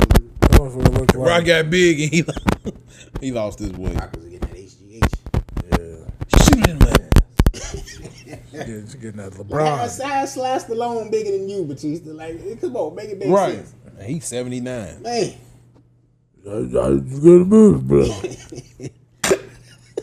Nigga talk like What you say? He talk like a mummy. He talk like a mummy. About? Told that nigga like, what are you talking about, sir? Nigga talk like he been wrapped up. Look at that motherfucker. What's the show? Tulsa King. I'm like, yo, the Sly big as hell, bro. Like, you about to be And them 80. suits, he big as shit. Nobody is your size at 80, bro. Not even Arnold Schwarzenegger. And I know Arnold Schwarzenegger was How bigger do he than look him. now? I ain't seen him in a while. He kind of, he's not thin. He bigger than Batista. He can't. Oh, okay. But he went down. Yeah, he's got smaller. He's not nowhere near how he used to be. Yeah. I would say he's close to John Cena size. Arnold. Yeah. Maybe a little smaller. Maybe just a little bit. Yeah, Arnold. No. All right. Arnold. Yeah. I thought he was done with it anyway. He said he was done with the role. They did the Christmas special, and like that was that. I'm not clamoring for another Guardians of the Galaxy movie. I don't think they would do it right without James Gunn. No way. I think we will see those characters pop up again in the Avengers films, but as far as another Guardians movie, I don't know. I think Batista really wants to do it, which is why he brings Putting it it out out there. Yeah. But he's not gonna do it if it ain't right. He just like James Gunn. He just fuck with him, really. Yeah, I mean James Gunn was the one that Yeah, that was some good shit. Yeah, and those were some of the best Marvel movies, if as far as being consistent with what was in the comics and just overall quality. I will say I did really enjoy a lot of those Guardians movies. But they closed their chapter, I thought, pretty good with the last one. So I like that. Yeah, when it's closed, it's closed. Yeah. If you need them, they bring them out. Yeah. Other than that, y'all did the movies. Let them be. I fucks with it. Speaking of big motherfuckers, your boy, what's his name? Adam Richmond, What is that? Reacher. Oh, I ain't watch Reacher. Y'all watch that. you ain't never watched Reason? I ain't into that shit, man. I ain't into them type of shit. But bro. you like Buddy. But this shit I like good. him, but I don't like him in that. Like, them ain't my shows. Shit. I cannot get to them shows. So you never watched John Wick, no shit like that? For real? I never watched. I watched the first John Wick and that's it. I used to like them type of movies, but I kind of got out of that. I don't know why. It just I got out of Man, it. so what you be watching? You only watch like yo. Judd Apatow type shit? You over there under the Robin? I Hood, watch is that? comedy, shit, some black movies. I watch shit that I'm like horror. Horror really my shit, B. Like I really watch a lot of horror and a lot of comedy. I be trying to watch shit like John Wick, You but see it on just that post you said nigga shit, nigga shit, nigga. but I can't get into it. Like I love my boy what's the nigga John Wick? Keanu Reeves, because he had a movie that he played in. He was living in a house and these girls came in over there and tried to fuck him over. He was married and all that. I love that type of movie. Thriller movies, suspense. But John Wick is just, okay, you finna shoot some niggas up and we finna keep going to shoot. Now, it lost my taste, my interest. Now I get you with that. Like a lot of that shit just be recycled. Right. But some of those do be like good stories. Yeah. And that's what I probably got to pay attention to This more. the Reacher shit is a good story. Yeah. Like I was trying to do the Alex Cross, but I couldn't get into the cop killing shit. Like I couldn't get into it. I think there's room for Alex Cross to get better. It might be good. It ain't that good. For what it was, good. I enjoyed it, but I think there's definitely room to grow. Reacher, it was the first season was good, but I do think the second season was even better. It got way better to me. Like I think the storytelling, just because you kind of got like the backstory. And what is he, an army guy? Yeah. Yeah. Okay. You get to learn more about his team. You know what I'm saying? And You know, it's a revenge story, but it was great. Like, Okay. you know what I'm saying? He I gets really some enjoyed ass it. in there. Yeah. I don't think Keanu got no ass in John Wick. None of the No, movies. He Bad, didn't. then. Just He shoot. never got ass. He just out here just mad, just killing everything in sight. Pretty much. You kill my dog, fuck. I don't want no pussy. I want to kill everybody. Right. That's great. That was it. No, but I if you just killed the wife realized too, that y'all killed my shit. wife. That's why I said they killed his wife. Y'all Pussy killed my was wife. gone. To kill my dog. But usually in movies like that, he'll come across a woman as, I don't know, probably in law enforcement or somebody just he come across and he ended up smashing. Can't think about it. Bitch, you probably can help kill my wife. I can't. So he ain't even thinking about going He's to see not Ballerina. thinking about. What's Ballerina? Man, That's they movie. it's a John Wick spinoff. That shit, that's gonna be cold. It is. I Man. still need to see the shit with the hotel. Yeah, The so show. it's I on haven't watched the Peacock, show right? either yet. The Continental. Yeah, Yeah. I need to watch that I too. need to watch that. I got to wrap up so much stuff, man, because we got so much getting ready to come back. Last of Us getting ready to come back. Yeah, I can't wait to watch that. I love Last of Us. Reacher come back next Reacher coming week. back. Yeah, man. It's a lot getting ready to come back. What are you watching right now? I got Landman that I need to finish. I'm I still on started Paradise. that. I ain't finished. I'm still Yeah, on I gotta Paradise. finish I got to that. catch up on I haven't Paradise. started Paradise yet. I just started back watching Man. Shogun. It's getting good. Paradise, It's getting good. great story. Okay, I got to finish it. I'm I've on been hearing nothing episode but good stuff about 3, Paradise. I so, believe. Great story. Yeah, I just started Shogun. I started back watching Last of Us, and I just cut it on randomly to kind of fall asleep to it and Got hooked again. hooked again, bro. Like Yeah, I can't wait for Last season of Us 2. raw, G. I I was like like, It is. just as not comic book, but video game accurate as that show was is amazing. Like that's the type of care and quality I want to see when they do these type of projects. I'm glad I didn't play the game because I like looking at it from what it is. And, oh, so you liked it and didn't even play the Yeah. game. So just imagine. I knew what it was about, but I never played it. Yeah. But you also gotta have the right people in it. Yes. Pedro Pascal is the nigga, as we said last week. Like, Yeah. he's in everything. He makes shit better. I didn't even know he was in Game of Thrones. He's in that shit. Yeah, my buddy He was Jay only was in telling it me for about like 3 episodes, but he was in Damn, it. for real? What? When does this Last of Us come back? Because I want to rewatch this the first season. That's a good question. I think March. My favorite episode was the episode when my boy was gay. That was a good episode. I was just having a conversation. My boy about with the that. beard, I can't remember I his was name, like, man. I I fucks know with him. it's cringe for some because it's gay, but they didn't make it overly gay. Like, you know what I'm saying? It wasn't like I mean, that would happen for real. Kind of stuff. Like, That's gonna happen for real. You know what I'm saying? If shit like this happens, it's gonna be some gay there was niggas two alive. people you fell in love, and you know what I'm saying? They, one didn't want to live without the other. Oh, when he went to the house and shit. Yeah. Yeah. Who was my Yeah, boy? that was Nick Offerman. That was my boy. His name was Bill in that episode. Then that was one episode. Yeah. It was Why just did one they- episode. I think they did it so I good. felt like that shit Because that was stretched the whole episode. They That did was the it whole so episode. good, G. They did it good. That was the best episode So for me from on the there. time he came there and ate to the time that motherfucker No, died, didn't it stop? And then they came back to it? No, they showed feel dude. like they that was one episode. That was one episode. Because I just watched it. I literally just watched I'm it. finna go back and watch this shit now. Dude was there living life. Dude fell in one of his traps. It was because that episode was about them. And he saw me. He had the piano, and he started playing the piano. And then from there, they just became a couple. And That's they was crazy. Fixing up the neighborhood found around them. somebody You like just you. saw Joel and the old girl coming to see if they wanted to trade with him. That was it. The rest of the episode was them. I thought that shit stretched at least 6 episodes. Yeah, It no, felt it felt like it, but it was just that one episode. That's how you know how good it was. And the crazy thing about it is in the game, you don't even meet the other guy in the game. You just one meet the dude? Yeah, you just meet Bill. And Is he gay in the game? They allude to it, but they don't necessarily say. They say I had a lover, you know what I'm saying? Whatever. One of them things. But he's not in the game that long. So this was like them. added it. They expanded, and the guy said, "I wanted to tell the backstory of that character with this particular episode because one of the executive producers is one of the game developers too." Right. Okay. Yeah. So they fucking in that episode too? But it wasn't graphic. But enough, I'm like, saying you know they what did some gay fucking. Yeah. I mean, I don't even remember them kissing, to be honest. he said he did some gay fucking. What's wrong with you? They did. Oh man, This guy P, man. That's what they did, man. Robin Harris. I swear to God. Hey, I said I love the episode. Okay? But no, it was Shit a made me great cry. episode, Gay man. I did. I dropped the 10 that It was bitch. I done. was like, damn, he was in love with that very nigga. They was in tastefully. love. It was G. done very Them tastefully. niggas was in love. And I feel like that should be the approach. Like, you don't have to make it overly gay. Like, you don't have to, you know what I'm saying? With my boots on, eat a bitch. You ain't got to do that. Like, wow. Wait, what? that's Ghostface son song. With my boots on, what he said? You know, you ain't got to go, Noah's Ark with it all the way to, like. Noah's Ark. Tim favorite show. No, Noah's Ark was good, man.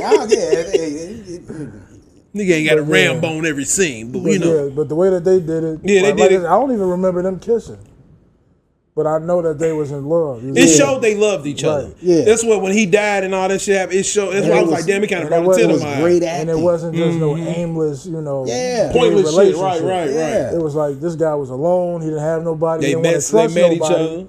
And he found this dude, began to trust in him, and boom. And that's what I liked about it. It was like, yo, even in this type of apocalyptic world, you can still find love, and love is love. Like, it doesn't, you know what I'm saying? Would y'all be looking for love and that type of shit? That guy, I don't think he Yeah, was I don't looking think he was for looking it. for it. I know, I'm just saying, like, I don't he even was- think he wanted it. Yeah. That's what I'm saying. If it happened, would you do that? I think he was obviously lonely. Like, you could tell that. Not with a nigga though, but I'm saying like with a female. Would y'all be like, a woman come up and you be like, damn, I kind of like this I mean, bitch. I would hope it's a woman. Yeah. Right. I'm just saying, would you? I don't think I'd be looking for love. Fuck all that, bitch. We gotta survive. I mean, yeah, that's what I'm saying. Like, he But didn't if want it. somebody, The but guy if didn't. somebody's coming to your property, you know what I'm saying, and they trying to salvage and scavenge and find shit. Just be cool with me, yeah. That's all. I don't want to fuck you. Cause I don't want to fall in love. I fall in love. You fuck somebody, you gonna end up getting feelings. It's just But like who the COVID, fuck- though, man. Like, But what's gonna happen? during Somebody, COVID. look what happened to him. During They COVID. had a long life though. Yeah. I don't. Well, During they COVID, did, though, they was did, you they did. was you I take it smashing? back. Was y'all smashing or not during COVID? Yeah. Right. I mean, I was with the chick at the time. But some people didn't. I didn't smash at all in COVID. I mean, no pussy I during thought COVID. no. I thought Damn. he was headed to fucking Walking Dead. For real, Tim? I swear to God. I didn't know you believed in it that hard. I didn't know Bro, that. I thought it was about to be the end of the world. Like, Damn, no, I was getting some pussy. I had one girl that wouldn't let me smash. I told her, man, I'll show up with the hazmat suit. And, He was horny, fuck. right. I had a so girl that at the bitch time. like Bubble Boy. Just, yeah, no, man. I had sex during COVID. She had COVID and I fucked her. COVID. Damn. No. Damn. You smashed during COVID. We He was off. smashed. She We, had COVID. we was off of work for the week. We was off of work for the week. I stayed over From there, breathing. and she started feeling better. And I Y'all said, coughing and shit. "No, this nigga I didn't P. have it. I thought I had it. Right, she had it, and so the lady was like, the people at the job was like, "Fuck it, you take off too." So we spent the week together in the house. Once she started feeling better, You caught. she got horny. No, I ain't never catch it. Oh, you ain't. She hit got her- horny and was like, "Let's do You ain't it." hit her So while she was sick. she was still sick, G. She wasn't like, it went over with. It wasn't like it wasn't the first part when she just like, oh, she can get up and walk and do shit now. Wash I her still ass. can't taste nothing. She can You wash don't need- her ass. You don't need to taste shit. Right. Come on. Nigga in there doing his best, Mr. Marcus. Yeah, I was fucking the shit out of her. Oh, She got a little better, yeah. don't But it need was to like taste 7 days, and they got to Yeah. that 5th day. You Then don't I need to remember taste when nothing. COVID first hit, they was telling you like 2 weeks. we got COVID before that shit hit. I remember that. I did too. When that shit hit, I said, I ain't never been this sick in my motherfucking life. Boy, Hey, in the middle of the shit, like big COVID, I had took my ass to Iowa, and I was in the strip club. I was motorboating shit. I was doing all type of wild shit. Yeah, I was sick as hell. Damn, right? I think you But got I it. didn't test positive. Never you tested just got positive, sick? but I was sick as fuck. Like for 2 you had that weeks. shit too. Damn, bro, that's crazy. before they That's crazy how announced they it said you as wasn't in that. COVID, I had got sick maybe because I got sick around my birthday, and I was sick for like 2 weeks. I had never been that sick in my life. Yeah, Like, that shit fucked me up. I didn't know what was going on. I used all my days from normal that little shit. remedies. I was doing that, Now- and nothing was working. When I was sick, it felt like a sinus infection. It didn't feel like sickness. Like I wasn't tired, but I couldn't taste shit. Like my head was congested. It wasn't like what everybody else experienced. Right. Yeah, I was mine like, was like a full blown like I was sick as hell. cold. Like I I had pneumonia some shit. Like, I was shaking all that shit. Like, Yeah. man, this shit need to go. Damn. But yeah, no, bro. So I got that, and man, I thought the end of the world, and it wasn't that I couldn't, because I definitely could have been. But man, I'm looking for Ricky Mahone outside. What the fuck going on out here, bro? I had a whole contingency plan. I was looking for who? Ricky Mahone. Ricky Mahone. Shit. Daryl Dixon, goddamn it. I'm like, yo, I swear to God, bro. Look, where Daryl Dixon at? That nigga said, where Daryl Dixon? Hey, speaking of, G, I just watched those shows that they had, the new ones, the spinoffs, Those Who Lived, and the Daryl Dixon shit, both good. You would? Okay. I caught some of the Daryl Dixon when I was lost because I know they got like 2 seasons of that. Rick and Morty. Just one? Okay. But yeah, no, I had a whole plan, bro. Like I'm like for Rick and Michelle. It's a place like when you're on the expressway, you see it right off the E-way called Cabela's. I've been in there before, and I know they got. You was gonna go breaking that bitch bro, I was like, I'm making a beeline. I'm like, as soon as I see a walker, a zombie, a clicker, whatever you want to call them, the first minute I see it, I'm jumping in the rad and I'm going straight to Cabela's, grabbing up as much guns as possible and ammo. Was you gonna buy shit or was you gonna take No, I'm shit? taking shit. Why is the apocalypse? I'm not buying nothing. The apocalypse. Hell, I ain't gonna lie. I'd have been with your ass. Canned goods. Hey, I'm telling you. And I was gonna hit Walmart. Walmart down the street from the crib. Y'all think that shit gonna happen? I hope not. I don't think so. I pray not. If I do, I'm sorry But for that the was my plan, innocent though, people that gotta die, but them niggas, whoever around me and I don't feel like you a survivor, you gone. I tell you this I'm much. gonna choke you the fuck out. I tell you this much though. This time though, oh yeah, I'm fucking. It's not. None of that. What type of virus coming? I'm getting it. That nigga Tim gonna get his rocks off and eat some SpaghettiOs afterwards. Man, yeah. He gonna turn into a zombie. I hope not. Oh man. Let me see. Last little piece of I'm gonna be a movie cool news I had. zombie. I'm gonna just be sitting listening to music type shit. Man. Chained up to the base. Captain America, Brand New World. Y'all got anything to check it out? I'm gonna watch. I told you I'm gonna watch it on a $5 day or. Y'all going Tuesday? I'm thinking about we could all hit it up Tuesday. Yeah, we can go Tuesday. This Tuesday. Man, I check the times when we finish. I was gonna go to the one right here. Shit. Well, it made $40 million at the box office, so it's not finna be a box office smash. It's one of Marvel's lowest box office weekends. I want to say maybe shit in recent memory. I can't remember what the Eternals did, but I think Eternals didn't do real good at the box office neither. But I forgot all about that movie. I don't think they promoted well. Nah, that shit. It's a bad time for it to come out. Also, you had All-Star Weekend and shit, and a lot of people flew out to San Francisco, Right. for that. I don't know, man. And on top of that, you got some people that feel like P and shit. Like, Right, man, like I don't want to see Anthony Mackie. Anthony, it's just I've seen like promo, like he was like in Florida somewhere fishing with one of the black Florida guys, who was a Instagram guy, whatever. Yeah. And then he was somewhere else, and I forgot this nigga had this movie coming out. I'm like, why the fuck is Anthony Mackie in a comic book store? And I forgot he's Captain America. It's just like him. Yeah. It's just he don't walk around with that pride. Like when you saw Chadwick Boseman, you knew that was Black Panther. When you see Robert Downey, you know that is Tony Stark. You see what's his name? That's Captain America. I don't see him as Captain America or the Falcon. Like I just Anthony Mackie is not it for me. Dude. They really got to change that person. They should have did more prior. They should have did more with his Falcon and Winter Soldier show. That should have had a season. That should have got a second season. Because that was a good show. Absolutely. Even though I didn't like him as it was a good show. Totally agree with that. Do the season. So I guess what they did is the movie is the season 2 of that show, and that shit ain't. I would have made it a show.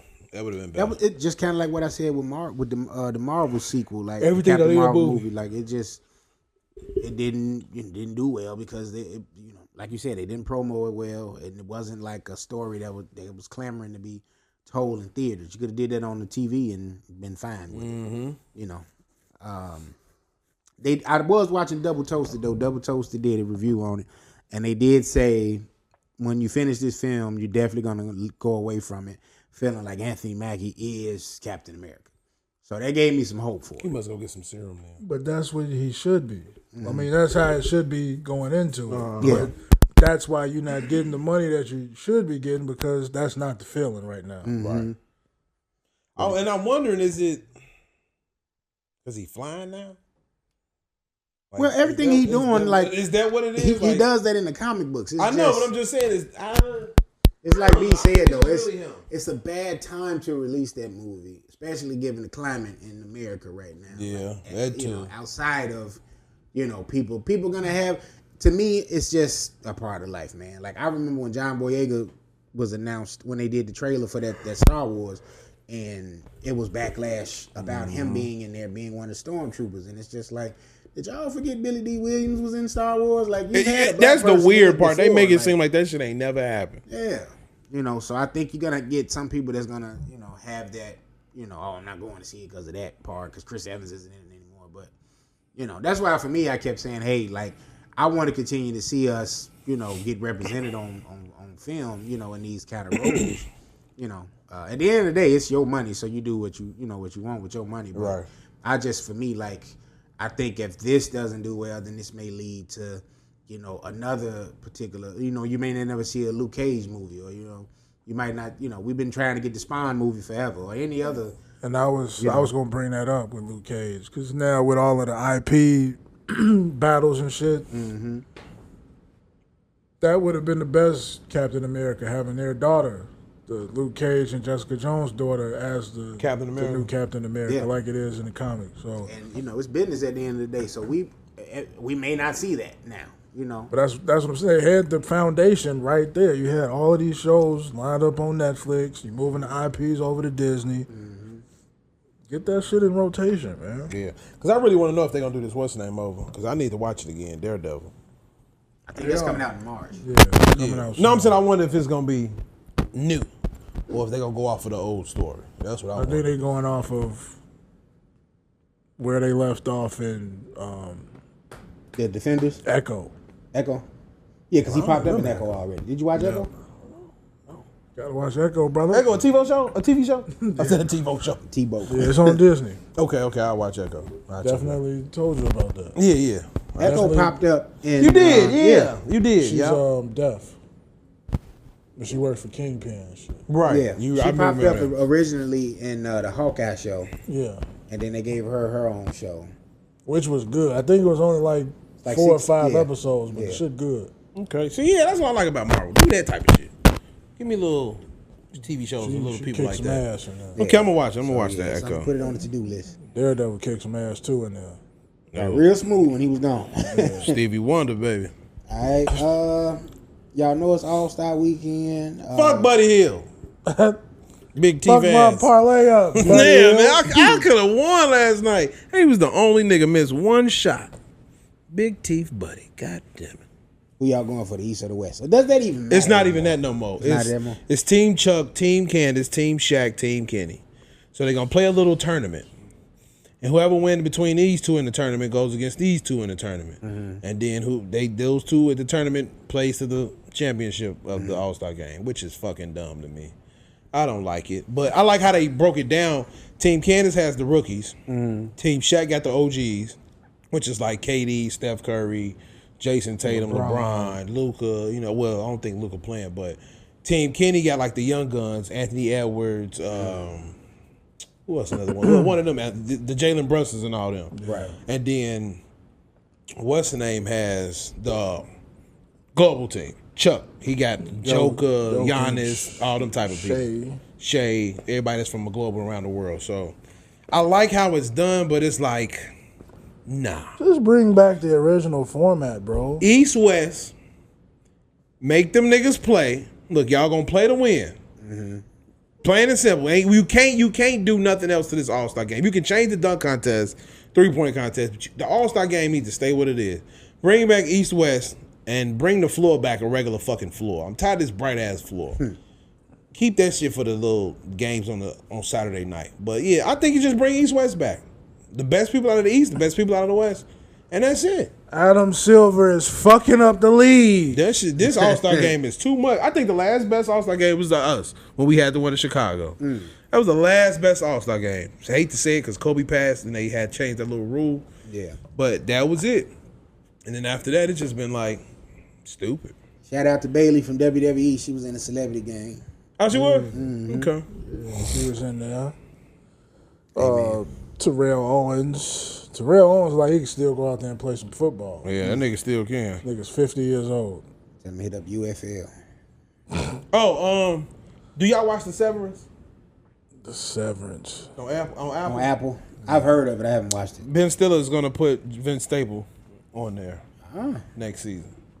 Nice. Well, I don't know if it's sure, but he threw it out there. Still need to watch his show, too. I didn't watch it. You really? Vince, He threw it out there. Vince Staples threw it out there, and Ben Stiller responded to that and like, I like that idea. So he might throw him in there. I need to watch it. I'm going to watch it. If he going to throw Vince Staples in, I'm going to watch it. Ben Stiller's a producer for the show? Yeah. I'm going to check it out. Bring back Rockin' Jock, man. Yeah, man. Like, I like this. Was that during All-Star Weekend? It was all during the All-Star Weekend. It was separate from it, but it was during the All-Star Weekend. Yeah, let's do it, bro. Theirs was way better than the Celebrity Game. It's like the Celebrity Game is too goofy now. Get the motherfucking 25-point basket up top, 100 feet in the air. All the Rocky Jocks was cold. The basketball, baseball, football, and the football. That was always wrong. Give MTV that job back, man. Get these celebrities in that shit. And have it. It's too many niggas want to make their own league. Like, stop. Nobody want to play for Chris Brown and them. Like, that little. I don't want to play against Waka Flocka gangsta ass. Y'all doing too much. Like, no. One league I do like, the Unrivaled League, the little one-on-one. That's what I'm going to ask you. Okay, that's the female shit? That shit decent. Okay. Everybody talking about like it's going crazy. You gotta show off your bag. Like, you ain't got no teammates, so it's just one-on-one. That shit decent. Okay. Fuck with it. Skylar Diggins was out there getting buckets. Yeah, I got for the All-Star Game team, I got Shaq. I got the Team OG. Hopefully they win. Maybe Team Chuck. Yeah, I bet on Team Shaq. So I got Steph MVP. I need my money. Yeah, I'm fucking with Steph with the MVP. Got to give it to him. All right. I just want to say this movie, The Monkey, P sent this in the group chat, a little clip from the movie, and I went and checked the trailer out. Comes out on the 21st. It looked like it's gonna be good. Stephen King. So yeah, I'm definitely ready Oddly, for it. it kind of reminds me of like Final Destination. Yeah, but with that monkey, like. So what, this monkey is killing motherfuckers, or? Supposed to be cursed. Yeah, supposed to be like a cursed monkey. It's like a cursed monkey, and and with the little drums. Got the little drum thing, and it just seems like a series of like deaths take place. When he around. When the monkey's around. And it's like some gory deaths. Yeah. I want to check it out. Some shit Stephen King wrote. And they say these be the books he don't even finish. Yeah, they say this was like a short. This was these be the books he don't even look like them his good books. So we're gonna see how this turned out to be. I'm fucking with it. Still waiting on that what is that called? They going back to the Pennywise story. Yeah, that's getting ready something Deary. Something Deary. Some shit of Deary. I'm ready to see that. Yeah. But there you have it, man. Some sexy podding for y'all. The Three Amigos. Yep. 3 the hard way. Pause. Make sure y'all like, share, and subscribe. Tell a friend. Check out Boulevard Ave Radio. Also check out Homies on Films' latest episode. We gotta get back on it. I gotta watch some TV. Next week. Next week. I gotta watch some movie. New episode of that on the way. Post some clips from our last episode. We haven't done that, so we gotta get on that too. I need to go buy this app. Get this app so I can cut my shit up. Get you some shit. Get some new content on the Instagrams. It's hard. What else? Check out Hot Take Wrestling live stream every Wednesday night at 9:30.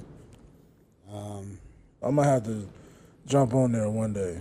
Yeah. Y'all gonna let me just guest appear for like 15 minutes and leave? I can do that. All right. Just let me know when you want to come through. Yeah, if y'all. I've been watching hella wrestling the last. You have? Yeah, last month I've been watching hella shit. Yeah, I think whenever y'all talk about what's the name, I'm gonna be on that. Tell me. Talk about what? What the fourth rope shit.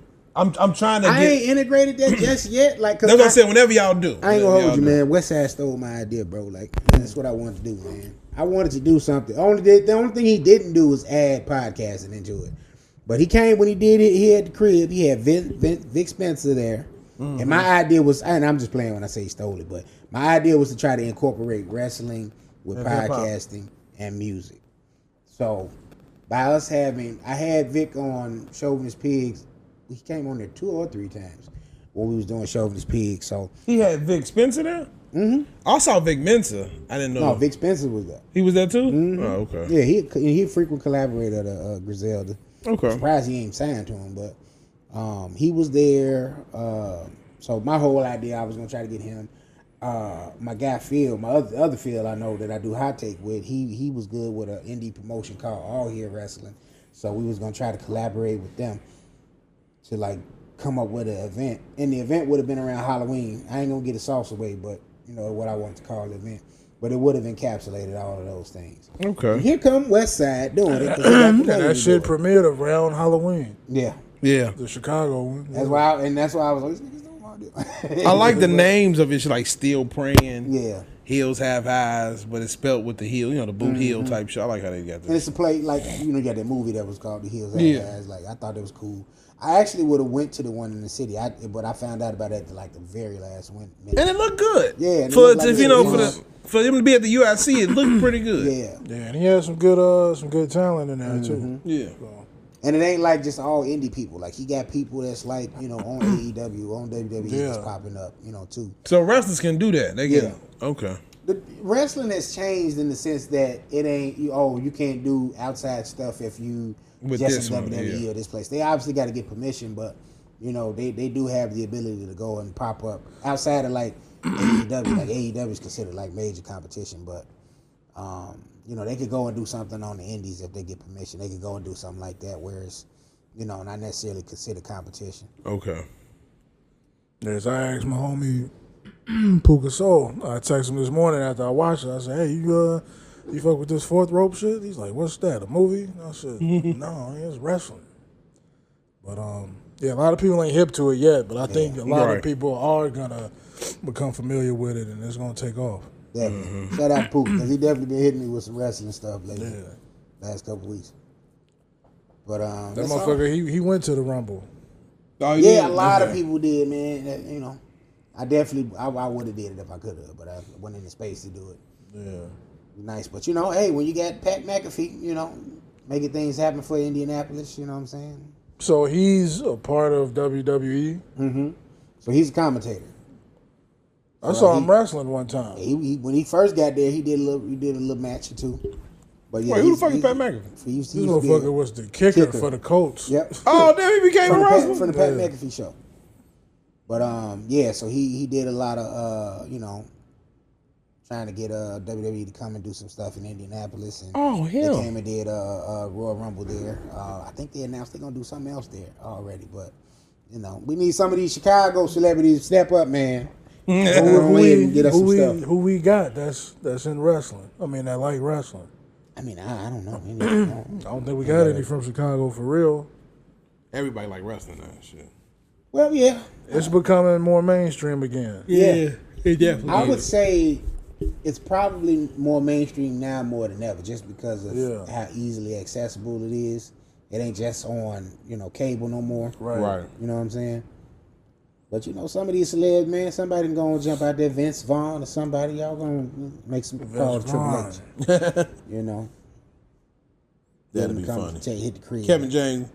You know, somebody. You know what I'm saying? Get him to come to do WrestleMania in Soldier Field or something. Mm-hmm. I did say though, I think they'll probably try to make that happen when they do. If the Bears do that new stadium, go to Arlington. They talking about doing that big stadium. No, they gonna renovate. They not gonna. You don't think so? They're not gonna move. But what could you do with that stadium? Like, the size is the size. So, like, how can you make get it more fun to more be there? people in Soldier Field? Well, I mean, it already holds like 40,000, so it's big, but it's open. So you can put a retractable dome on it. Mm-hmm. Put a retractable dome on it, and put like a what you call it? Chassis?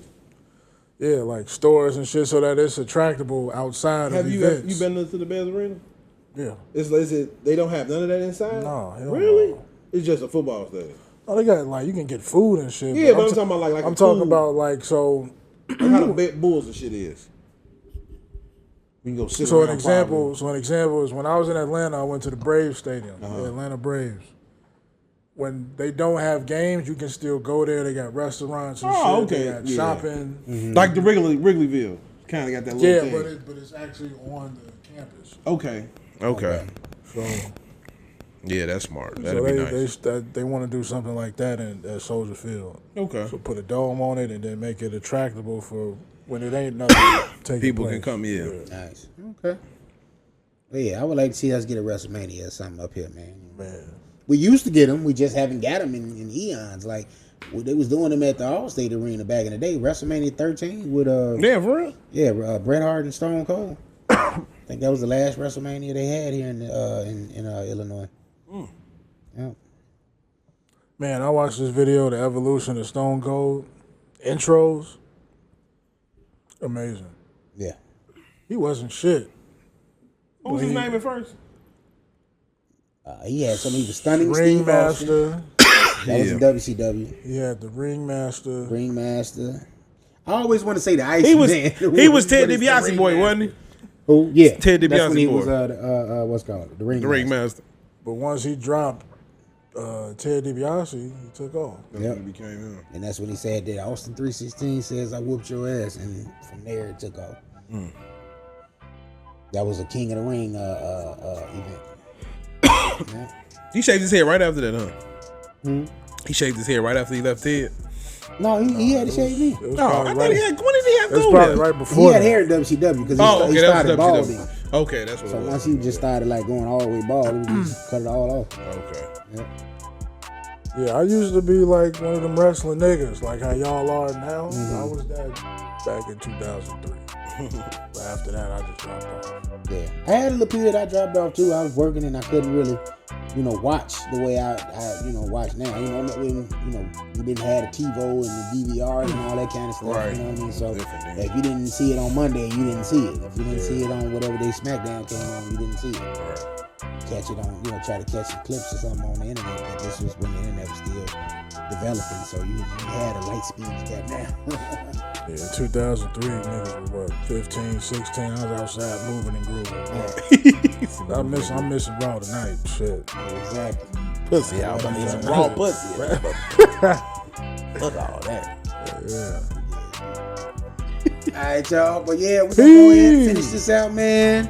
Thank y'all for watching. P, go ahead and send us out, bro. Thank y'all for coming out. God bless you. Good night. And remember, relax. You got this. And remember, take care of yourself and each other. There you go. Peace. Peace.